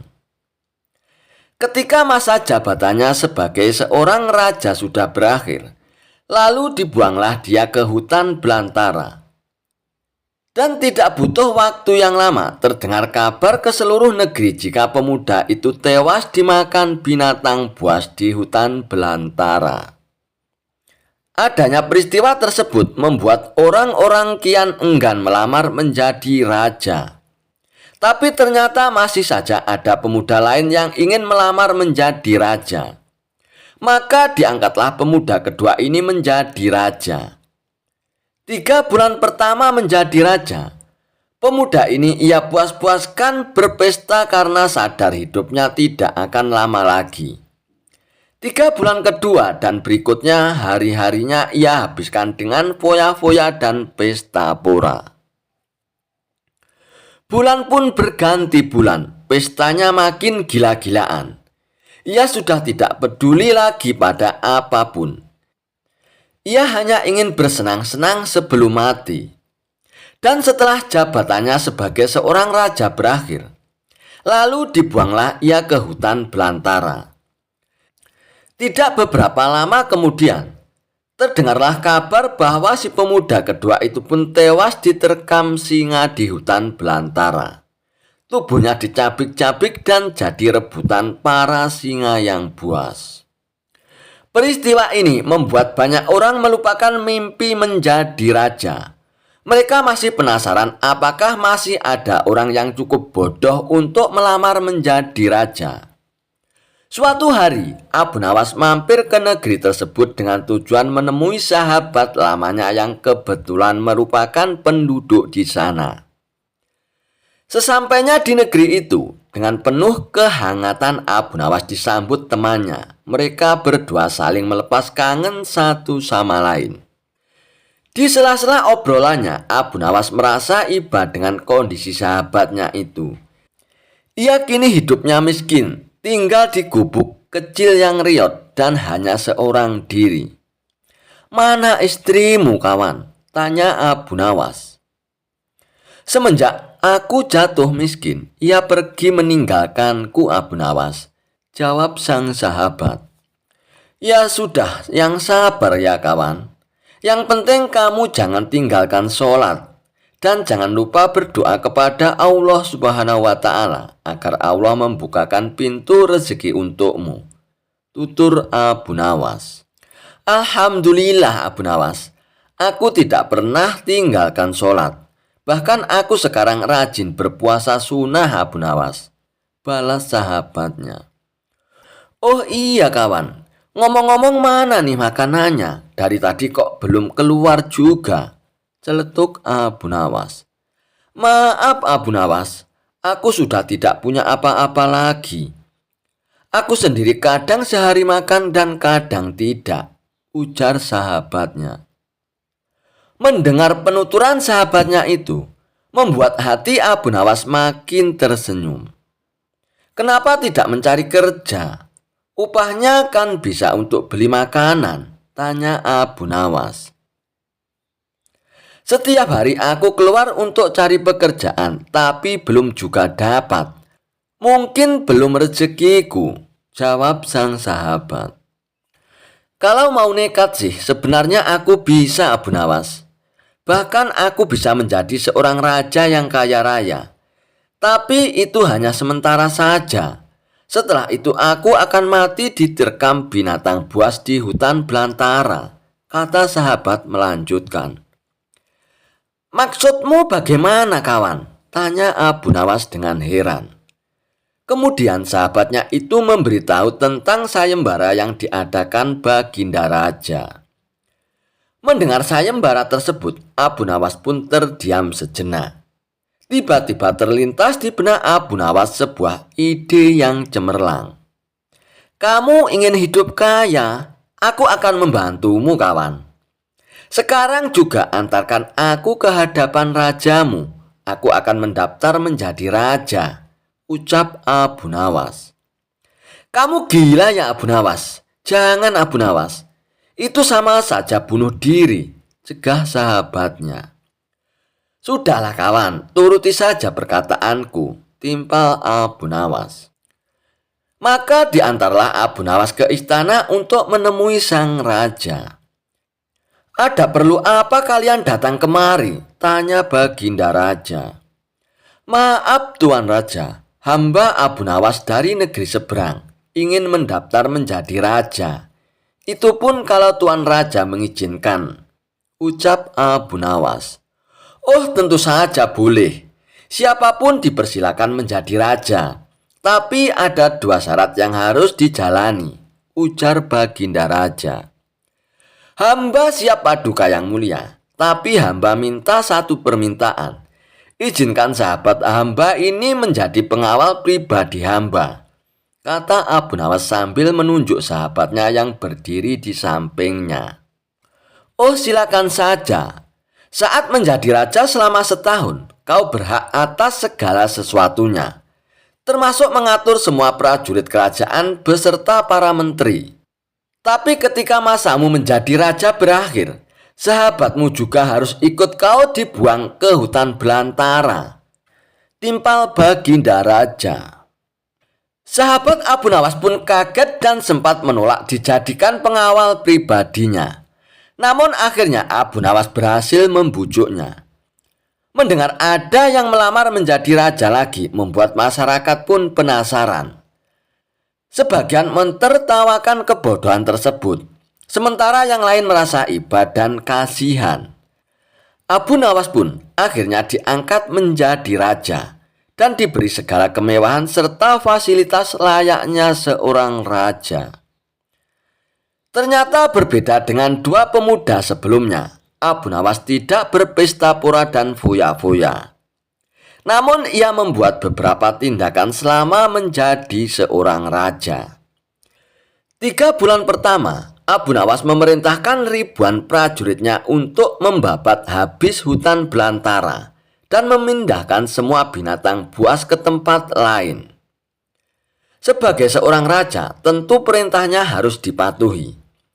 Setelah 3 bulan berlalu, hutan belantara tempat ia akan dibuang kini menjadi tanah kosong yang siap dihuni.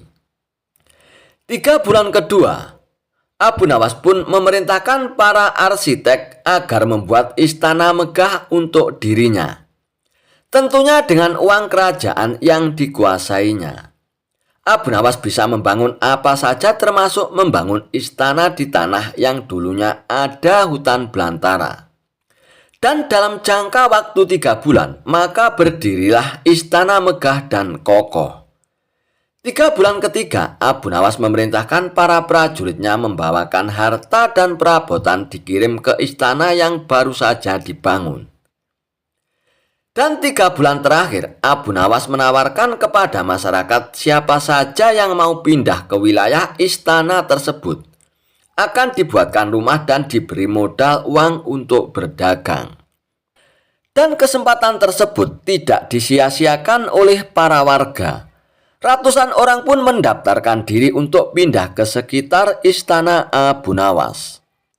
Selama 3 bulan terakhir, tempat yang tadinya hutan belantara kini berubah menjadi pemukiman penduduk. Bahkan di sana Abu Nawas mempunyai istana dengan dipenuhi harta kekayaan. Maka berakhirlah masa jabatan Abu Nawas sebagai seorang raja. Sesuai perjanjian, Abu Nawas dan sahabatnya dibuang ke hutan belantara yang kini sudah menjadi pemukiman penduduk. Sesampainya di sana, Abu Nawas dan sahabatnya memasuki istana barunya. Ini semua untukmu, kawan. Kau sekarang sudah menjadi orang kaya raya, tapi jangan lupa bersedekah, tutur Abu Nawas. Sahabat Abu Nawas pun terkejut bukan main. Ia pun langsung merangkul Abu Nawas dan mengucapkan terima kasih kepada Abu Nawas. Lalu Abu Nawas pun pamit untuk pulang kembali ke negerinya.